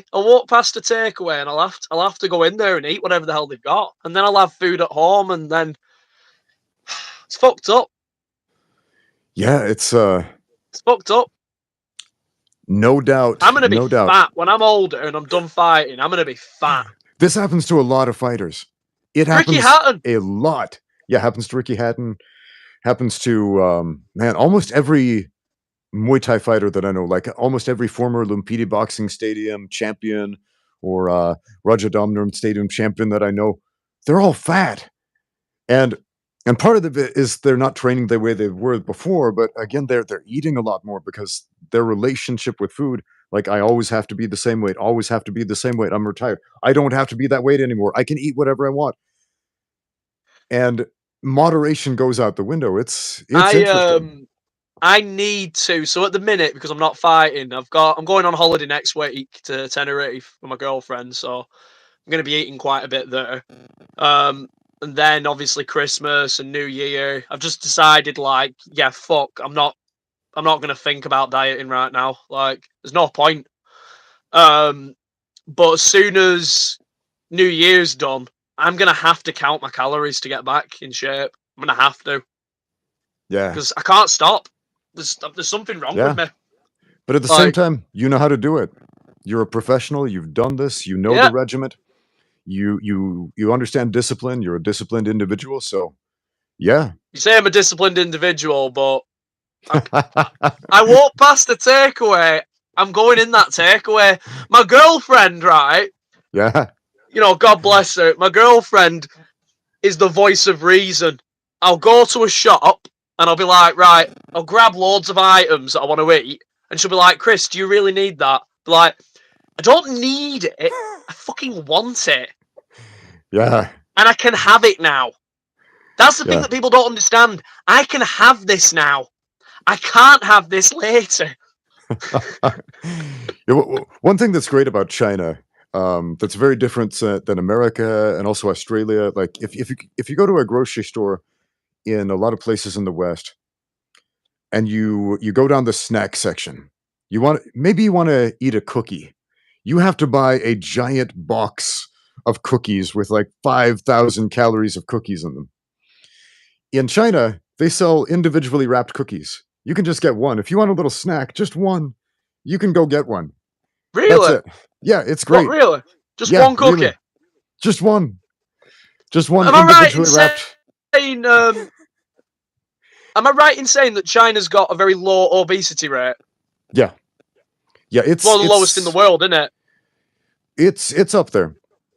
The obesity rate is climbing because a lot of Western traditions, especially sugar and increased sugar Yeah. intake, is happening in China. And so when I first got here, like it was so rare to see anybody with an ounce of fat on them. Like you'd see people who were just lean all over the place. People were lean. Today you'll see people with, little fluffy around the middle, little extra something something, but not to the extent that you would in, say, the United States. Um, but yeah, it's a different culture. Physical culture is different here. It's not so much a gym culture, like a gym bro culture, like you might see in the US. Hmm. But there's a culture of people get out and walk. They walk wherever they go. Old people don't consign themselves to a sedentary lifestyle. They get up in the morning, they walk, they do That's good. exercises, they do tai chi, they do ballroom dancing out in the park. They're always moving. And so there's this expectation that you just don't stop moving. So, That's good. yeah, The it's rest of pretty the world cool. needs to do that. Yeah, it's pretty cool. There's a lot you could learn from every culture, really. So, yeah. All right, Chris. Um, Tell the folks at home where they can find you on the internet, where they can see what you're up to. My Instagram is at Crazy Chris Price. If you go on there, you can see a few of my fight clips, my training footage. You go through a few of my stories, you'll see some daft stuff that I do day in and day out. And you have to repost the mop video, man. Repost the I mop will. video. That was gold. I will. I've got to. I, I've I got want to to. see that again. I Okay, might. You know what? I might do a part two. I might do a please, part two. please do a part two. Got to. All right, Chris. Thank you so much for making the time to do Can I this just have interview. one quick Yes, second? please, There's a lot of people to thank, but please. just quickly, all my sponsors, you know who you are. Big thank you. I'm just going to shout out a few of them right Yeah, here. please give Big shout outs thank to you to everyone you want. Macro Chef. Big thank you to TET, Top End Traders in Blackburn. Big thank you to Combat Sports Academy. Sorry, Combat Performance Sports Academy. I've worded it wrong. I've actually worded it wrong. It's okay. Blackburn Predators, you know who you are. They changed their Next name, right? Generation, the gym that I train at. Fuck, I'm listing them all out in my head. I always do this. Give me a sec. This reminds me, I had a sponsor once for a fight I did back in the US, and I was just so beaten up after the fight. They hold the mics like, anyone you want to thank. I'm like, yeah, I have some sponsors, and I Yeah, I couldn't it's too many. remember. anything, man. I was like, Rogue's Barbershop. There we go. Rogue's Barbershop in Fenniscoles, Blackburn. Shout out to Rogue's Barbershop. And there's a few more. I'm gonna, next time I do an interview, I'm gonna have a list right there, just on the wall, right there. Yes. Hart Von Hearn. Big thank you to Hart Von Hearn. Yeah, and you all know you are. Thank you all. Yeah. And my girlfriend Courtney, I love you to bits. Thank you for everything that you've done for me. I wouldn't be here without you. I love you. There you go. Right, I'm gonna leave it at that. Awesome. Thank yous. I'll be here all night. Yeah, I'll speak from experience. Sponsorships for a fighter, it's game changing. It means the world to these guys. So if you're in a position to sponsor a fighter, please do. Please do. Fighters need our help. BYCS. Okay, that's another one. BYCS. Fantastic. There's probably a few more. You know you are. I'm really sorry. Thank you for everything. That's right. We'll have you on again, Chris. We'll have you on again, and bring your list. Bring your list. All right, Chris. Anyone else you want to thank, or anything else you'd like to say before we sign off? My family, my mum and my dad, absolutely incredible people. Them two, like, supported me from day one. My dad used to take me to martial arts schools, drive me up and down the country sometimes. Wow. Yeah, incredible bloke, my dad. And my mum, of course, like, supported me all the way through my childhood and made me the man I am today, whether that's a good thing or a bad thing. That is awesome. Parenting done right. Parenting done right. I love it. Well, Chris, thank you so much for your time. Thanks for the interview. And thank you for watching at home. Now get out there and train. Will do. All right.